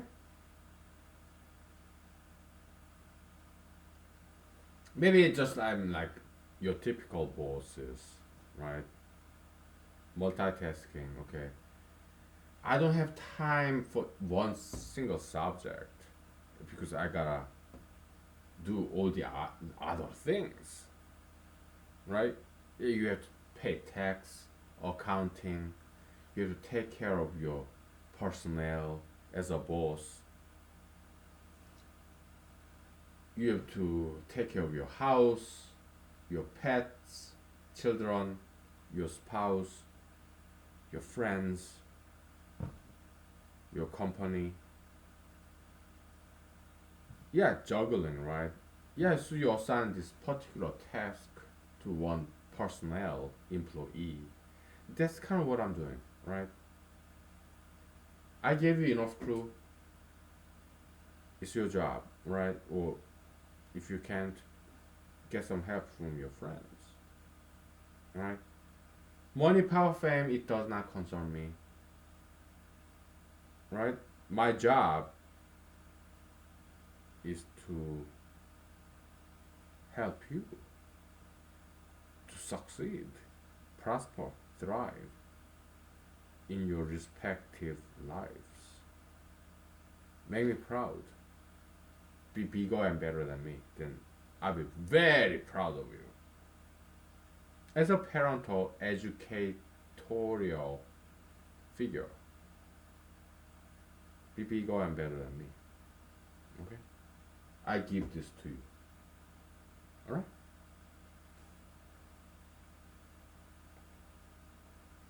Yeah, be the first to prove this Goldbach conjecture. Okay? You'll be very famous. I want you to be. Okay? I'm not gonna type this all down in this latex.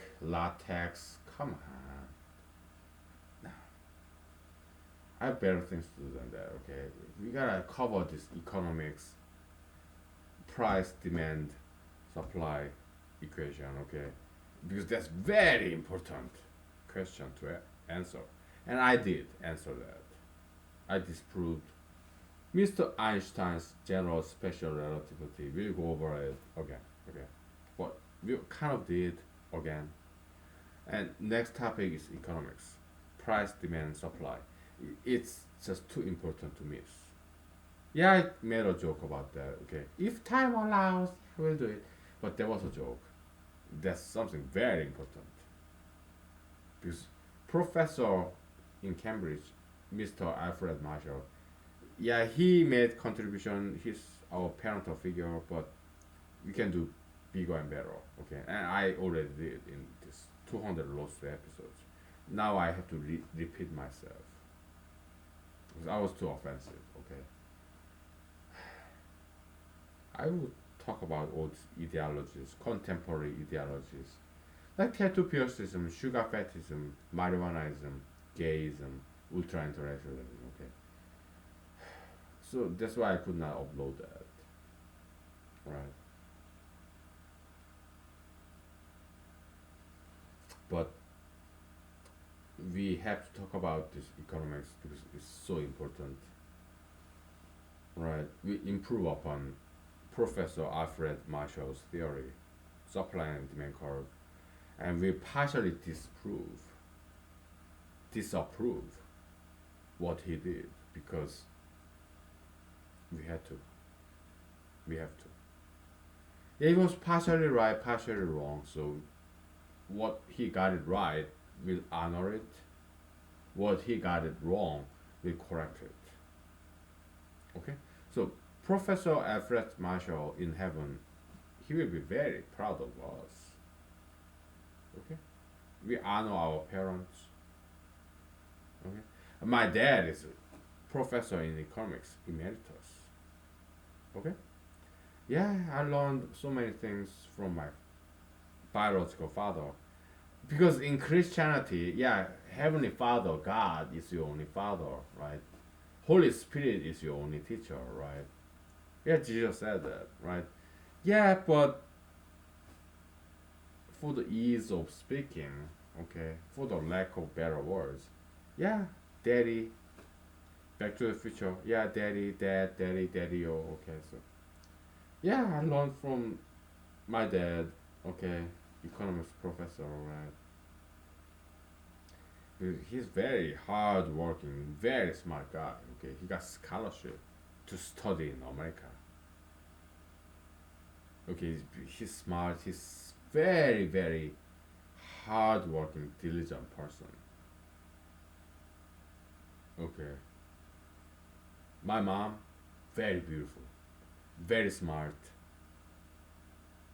and great dancer too. Okay.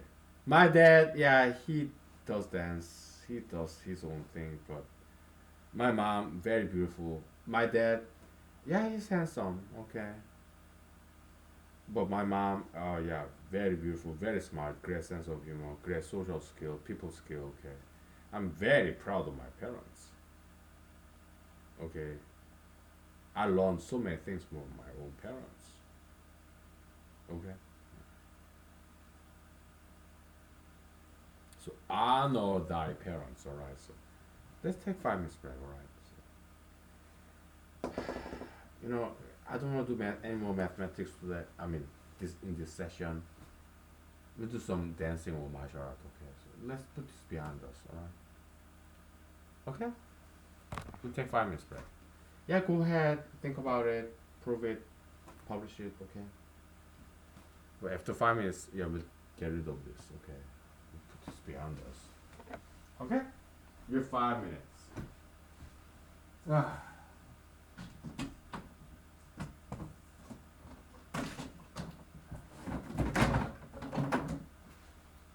Okay.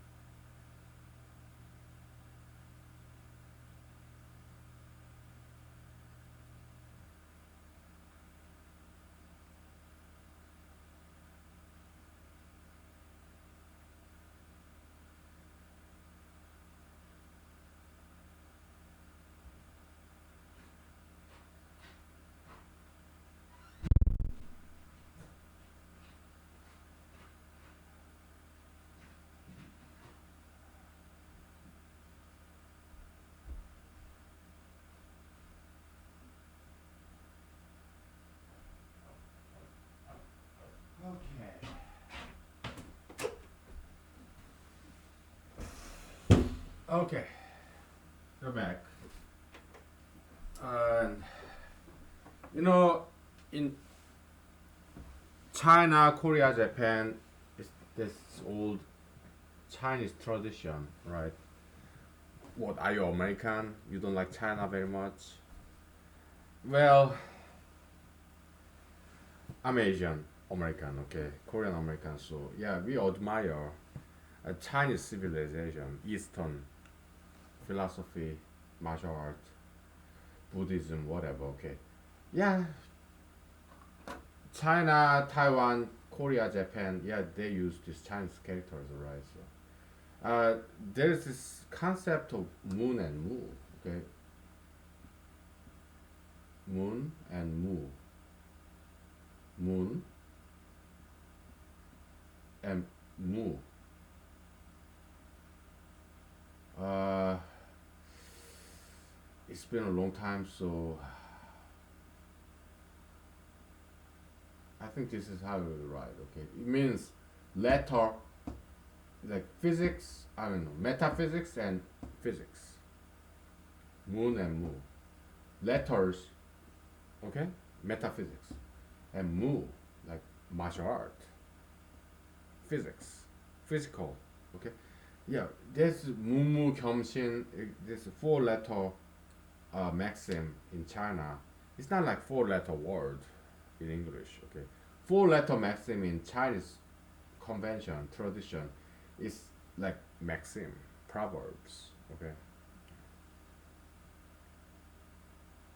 mumu kyomshin. Yeah, in Korean. Yeah, it's Korean M square. All right, it's Korean U, Korean N moon, and Korean M and Korean U. Okay, mumu. Mumu kyomshin. Yeah, I don't know how to write that in Chinese character. Okay, it's such a long time. Alright, I forgot. So yeah, we do letters, mathematics, metaphysics, right? But at the same time, we want to be healthy, physics, physical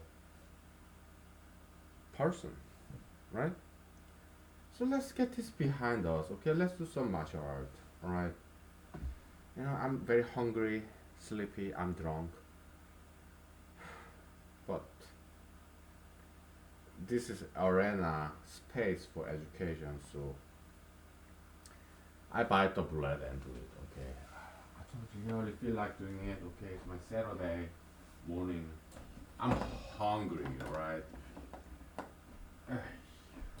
But as a Christian, yeah, it's kind of fasting tradition. Sure. Okay.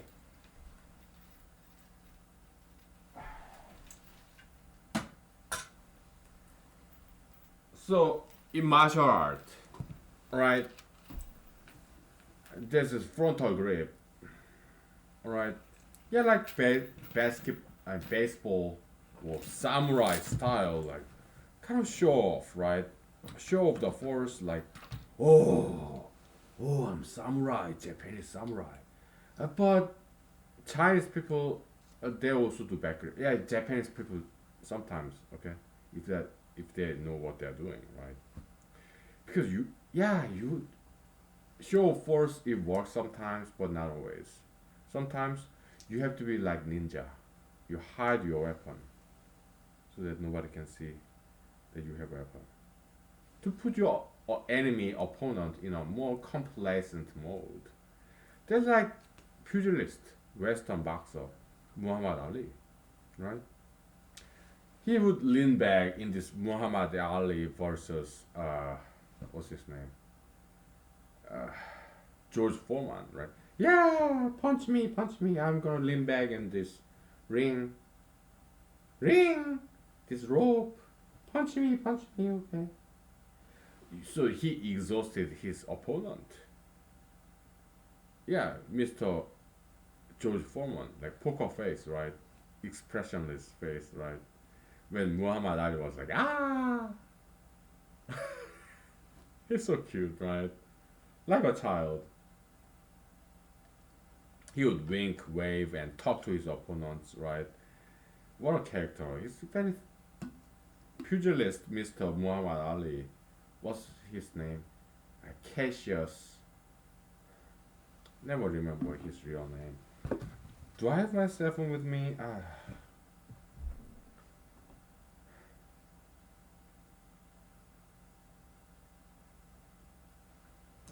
Whatever his real name is, okay? Just go by Muhammad Ali, okay? Yeah, African American, kind of Middle Easternish, right? Kind of light skinned. Yeah, punch me, okay?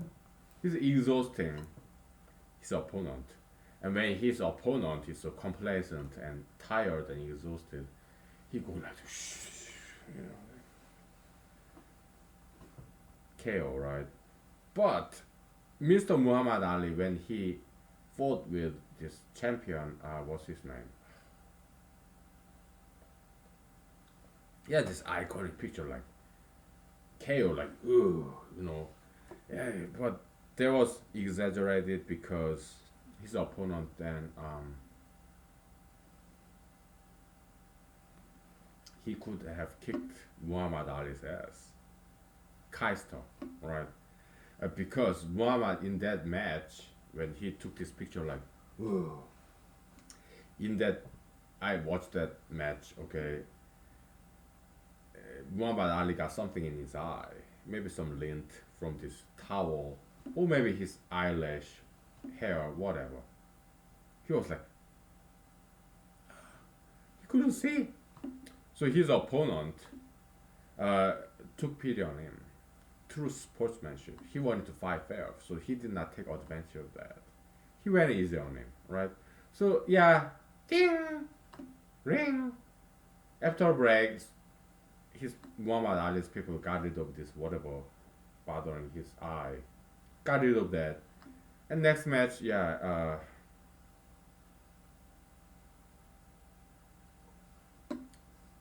KO, right?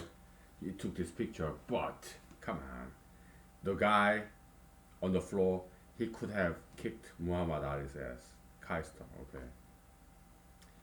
So Muhammad Ali should not be that proud about that match. Alright, so I'm a martial artist, okay, I can see what's going on, alright. Come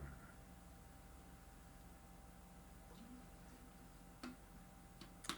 Anyway, so yeah, ninja, right? Ninjutsu, whatever, right? They hide their weapon, okay, so I'm telling you this because it's fun, entertaining, it's knowledge. At the same time, it's self defense and self discipline. Okay, that's what Chinese martial arts is about. It's not about fighting, it's about self discipline, it's about morality, ethics, prevention of crimes. Okay? If every single human being in America or in the world discipline themselves with martial art, then there will be no more crime. Martial artists typically they don't commit crimes. Why? Because they are disciplined. They don't engage in this barroom fight, barroom brawl. I'm quoting from this movie, Sin City. But I got rid of that DVD because that movie, they kill women. Yeah, Kill Bill series. They kill women there. Oh, even in a movie, you cannot kill women. Okay? I wrote many novels, okay, and one of my novels, fictional character, okay, yeah, I got rid of that book volume, about 30,000 that I wrote, because there's this fictional female character that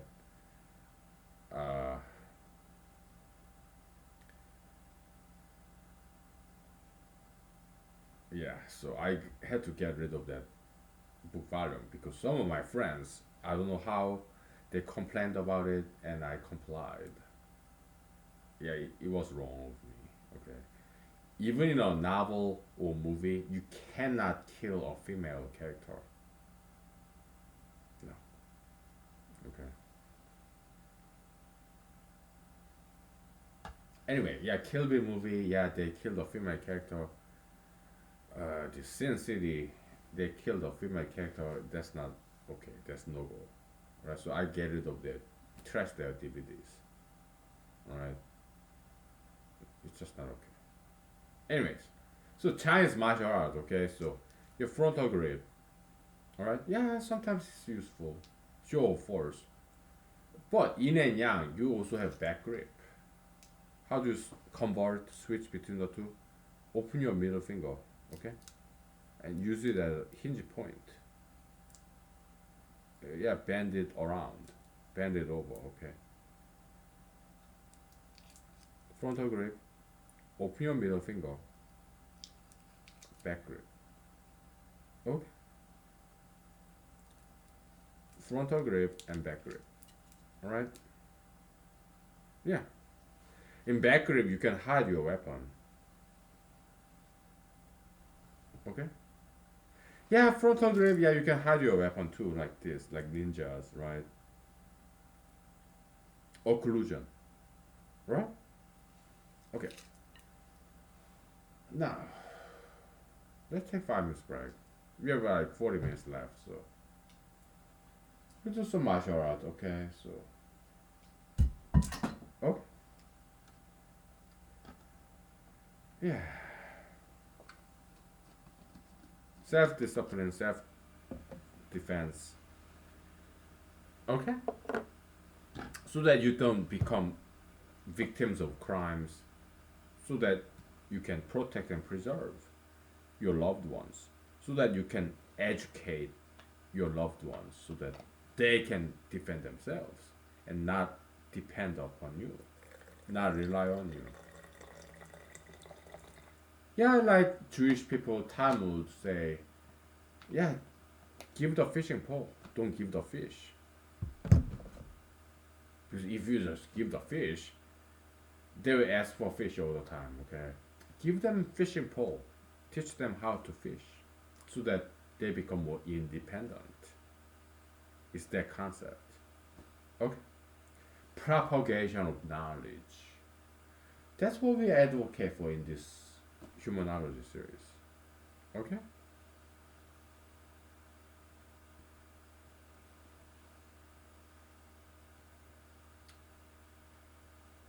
Yeah. Good knowledge. In Christianity, they call it Holy Spirit. Just different language, right? Good knowledge, Holy Spirit. It's just like apple, manzana, apple, manzana in Spanish. In French, pomme. In Korean, 사과. In German, Apfel, Apfel.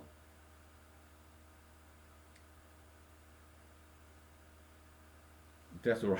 That's all I know. Okay.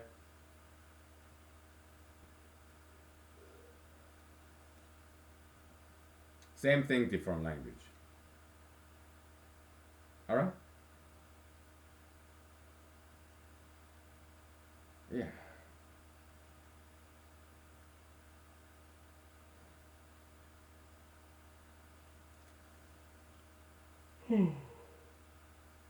Holy Spirit, good knowledge. Okay, so same thing. Different, expressed in different language, different context, different groups, right? Yeah, propagation of Holy Spirit, good knowledge, right? We'll take 5 minutes, right? So, and we'll do some nunchucks, okay? Yeah, nunchucks are very beautiful. Right. Let's take 5 minutes, okay? All right. We'll do some nunchucks.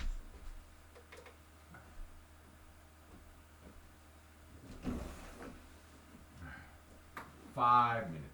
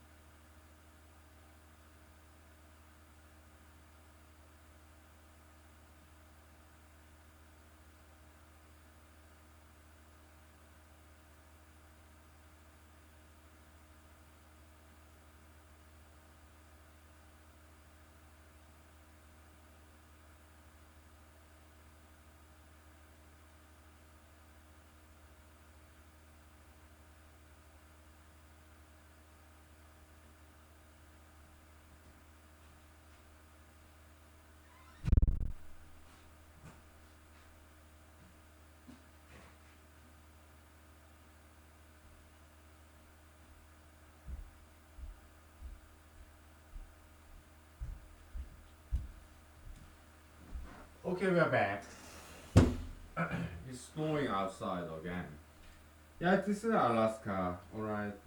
It snows. It's so cute. Snowflakes. Now, let's talk about Mr. Bruce Lee, alright? And he should get some credit or credited for popularizing this traditional Chinese weapon, nunchuk, right? Nunchucks. I did study a little bit the history of nunchucks. Okay, they say it used to be three section originally. Yeah, from instrument of farmers like scythe, right? Uh, as far as I remember, that's the origin of nunchucks. It's an instrument used by tools used by farmers. Scythe. Okay? Three section in China. Okay? And then Japanese learned about it. Okay, they pronounce it in their own way, provincial, parochial way, nunchaku. But nunchuk is Chinese weapon. Okay, so Japanese, they are good learners. They learn from China, Taiwan, Korea, and they learn from the West, right? They're good learners, okay? Very diligent people, okay? Yeah, there's some bad blood, family feud going on between Korea and Japan, right? Just like Ukrainians and Russians. If I see somebody in Alaska, hey, are you Russian? No, I'm Ukrainian. How dare you? And if I walk around and if somebody asks me, hey, are you Japanese? You may not know too much history as an American about this Asian history, okay? But if you knew, you wouldn't say that to a Korean person because a Korean person can get seriously offended by misidentifying a Korean person as a Japanese person because Koreans and Japanese, there's some history about that. Okay, why can't you just call me an American? Okay. Oh no, I'm talking about your ethnicity. I'm not questioning your citizenship. Are you Korean? Are you Japanese? Well, yeah, I love Japan. I love udon. Well, sushi roll, I microwave it because I don't want to get any parasite in my gut, right? I love ramen noodles, okay, but I'm Korean by ethnicity, uh, American by nationality, okay. So, did I answer your question? Yeah, whatever, okay. Yes. Why do you make it so complicated, huh? I just asked one simple question and you give me 10 different answers, huh? Bye. Bye. I don't want to talk to you anymore, okay?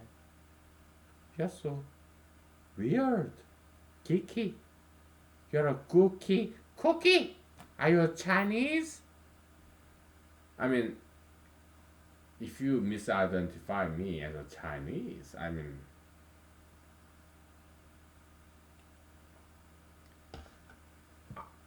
I wouldn't feel as bad as you misidentifying me as a Japanese because I love Japan. Okay, yeah, ninjutsu, jujitsu, judo, samurai, sword, whatever. Yeah, it's cool. Okay, very venerable tradition.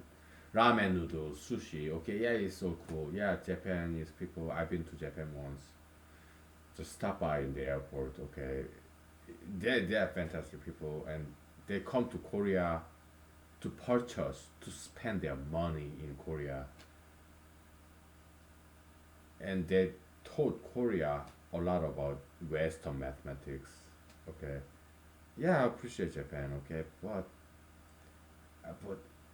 yeah, no, I'm asking you, are you Chinese? No, well, yeah, China, yeah, it's cool country. Okay, but yeah, would I be honored? Would I feel flattered because you misidentified me as a Chinese now as opposed to Japanese. I like old China. Today's China, yeah, too much dictatorship, suppression of freedom of speech, and one party country. But back in the days in China, they have this Shaolin Kung Fu, Shaolin martial art, right? Yeah, yeah, they invented firecracker. The West, they learned from China. Firecracker, the sulfur and whatever. Yeah, invention of fire powder is came from China. All right, guns, cannonballs, bombs, dynamite. It came from East Asia, Far East Asia, okay, China, firecracker. Some entertainment, but it became some industrial, military. The West learned from East, okay, back in the days. Yeah, I'm American, but I'm Asian American. I'm very proud of my Asiatic Oriental ancestry. But Mr. Bruce Lee, okay, he married a young, beautiful young, slender woman whose race is different from his. I mean, if he married a different race woman who's past reproductive age, like maybe she may be in her 50s, I would have been okay with that. Because I do that too. Okay? Yeah, even Asians, I would never date Korean lady who's young because I don't intend to have any children. I'm too busy and I don't have that much money to have kids. And I don't want to depend on government to raise my child. I don't want child. I'm pro-choice. I got other things to do, okay? I mean, if you have children, yeah, I admire you, okay? It's very, a lot of work, okay? Well, I have my metaphysical children, humanology, alright? So I don't date, typically, I don't date, I used to, but nowadays, I don't date young women. I date ladies who's past reproductive age. Yeah, women in their 50s. They are the only women that are there nowadays. Maybe late 40s, okay, who already have children. But this Mr. Bruce Lee, he married young, beautiful, slender woman of different race. That's ultra interracialism.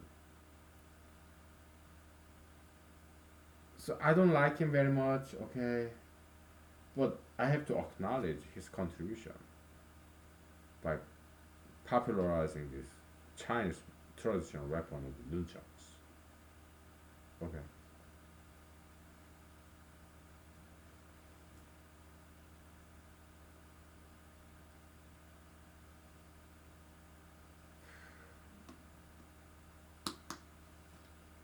We'll take 5 minutes break, okay?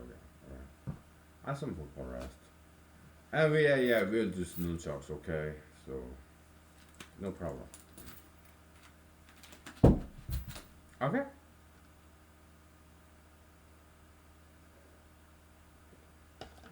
Finger nunchucks. That's the kind of brand new style we want to do, right?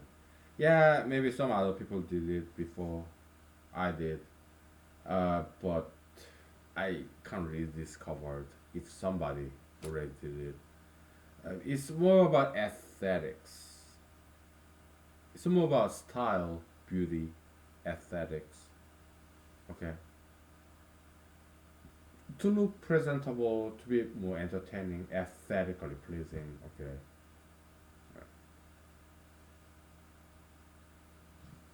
I mean, look at pugilist. Western boxer, African American, Middle Eastern ish, kind of light brown, right? Muhammad Ali, he was dancing in the boxing ring, right? Yeah, like jumping rope, like ah, beautiful, right? Handsome guy, yeah, he's charismatic, kind of. Okay. It's like mesmerization, okay? Because he talked to his opponent when he was boxing, right? Oh, I put a spell on you, mesmerization, okay? Woo. I just he was Western boxer. I'm pretty sure did not know anything about Eastern, Asiatic, Oriental martial arts.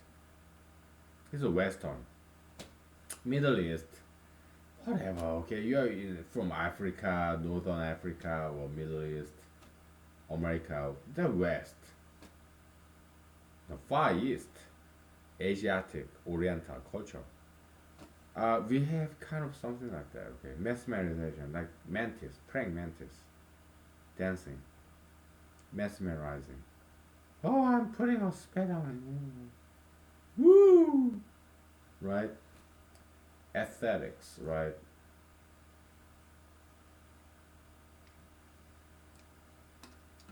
We'll take 5 minutes. Okay. Let's take five, okay. This is some martial art, right? So, okay. I know just a little bit. Like 50 cents. Oh, just a little bit. Maybe you can dance some too, okay? If you have time, alright? Just a little bit. 50 cents. 2 quarters, 5 dimes. How many nickels? 10 nickels, okay?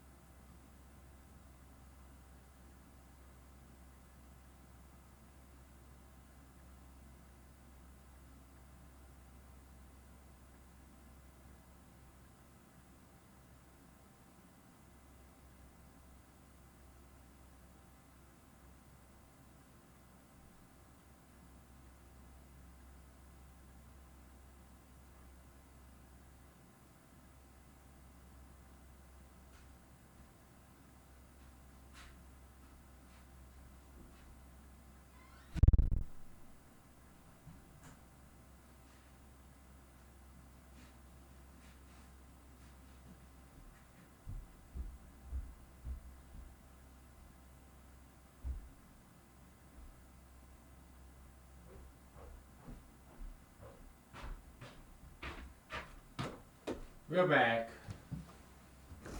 for one last time in this episode. We have about 10 minutes left. I show some nunchucks, okay, later on, but uh, you know, let's just talk, okay? We cannot define American culture without talking about African Americans, the blacks. Yeah, the N word, okay, whatever. Yeah, because they play some central role in this culture of America, okay? In Korea, African Americans, they're very popular people, okay? So, yeah, Mr. Kim Jong un, North Korea. I've never been to North Korea, okay? I have no family relative in North Korea, okay? Just for the record, alright?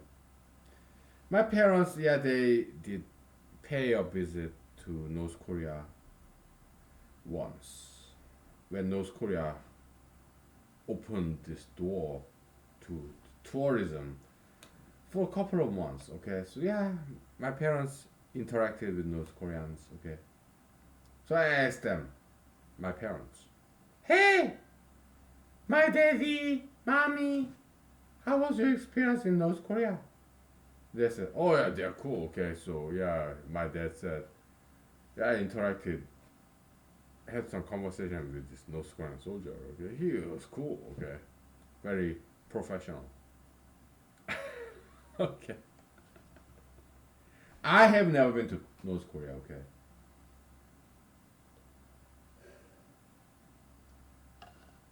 anyways, yeah, you talk about Korea, North and South, the physical boundary, but in America, you have metaphysical boundary, the left and the right, right?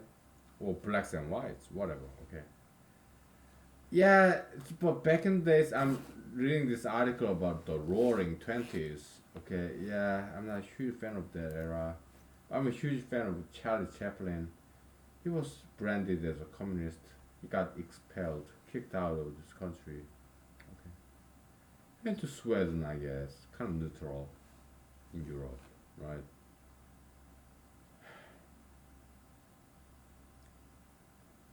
So after this episode, I'm gonna watch these Charlie Chaplin movies. All right. Yeah, the Gold Rush, the Kid. I have it all in my DVD collection. All right.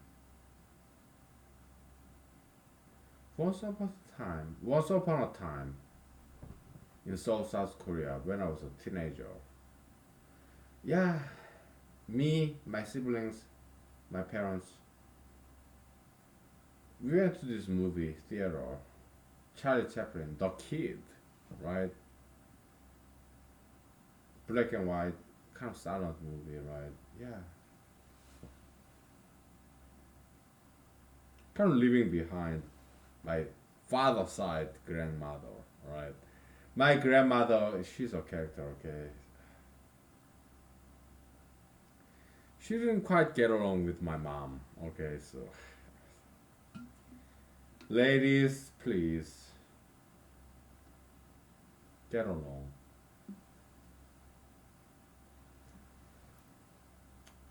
My dad and my dad's mother, who lived on the same roof, my paternal grandmother, they they would fight all the time. Okay, so I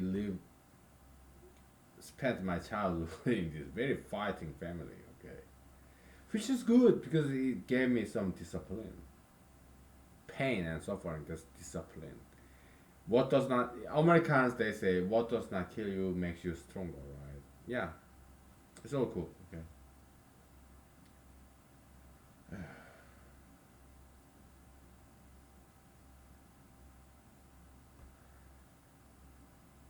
Yeah, but there's some other big chapter. Right.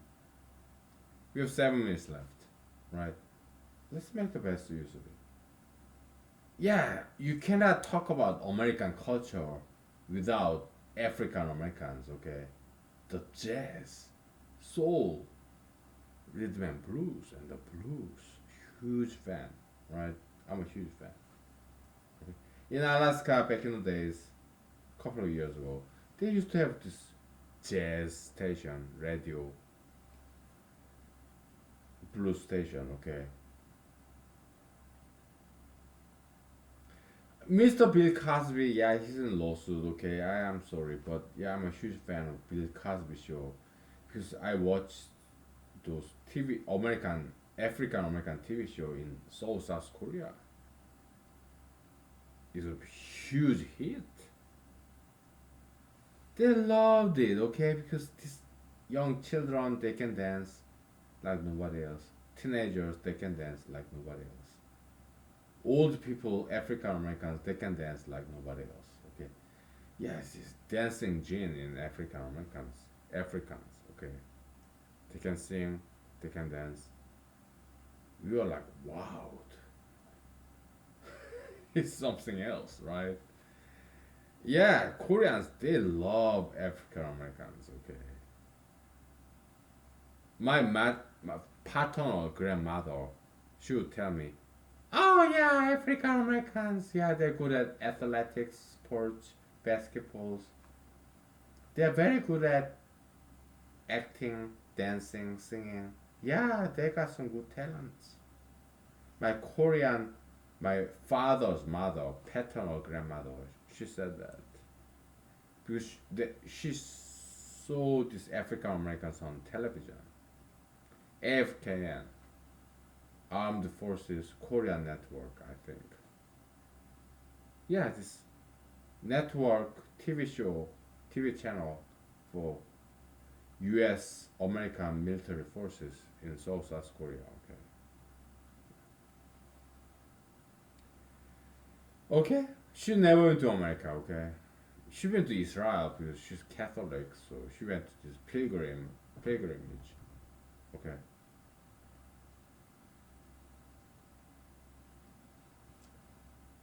Okay. So you cannot talk about American culture without African Americans, the blacks. Okay. Because jazz, soul, rhythm and blues. Okay. At the same time, you cannot talk about American culture without Caucasians. All these technologies, buildings, constructions, plumbing, carpentry, mechanics. Yeah, they're mostly Caucasians, right? The brand new civilization in American continent. Of course, we have natives, Indians or Alaskans, Alaskan natives, Lower 49 natives. Okay, how you have Hawaiians, Apaches, Chinooks, Blackhawks.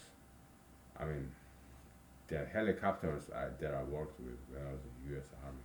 Okay. Yeah, yeah, natives, but they came from Asia. Okay, they look just like me. Hispanics, mostly they are Asians. Over the Ice Age, okay, they came across the bridge, Bering Strait, Aleutian Chain. Okay, yeah, you know what? Let me do some martial arts. Okay, we have 1 minute left. Okay, where's my nunchuk? Okay. Yeah, nunchucks, finger style. Okay. Yeah, it's more aesthetical. It's framing. Okay. Yeah.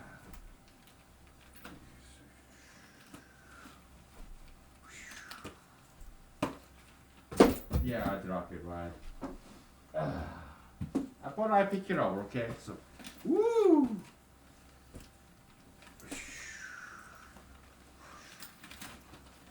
Yeah, you have 1 minute left. Okay. Yeah.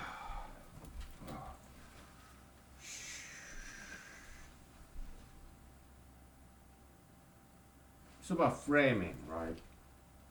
And filming, and the fingering.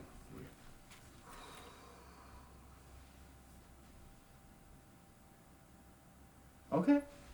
Nunchucks. Yeah. Oh.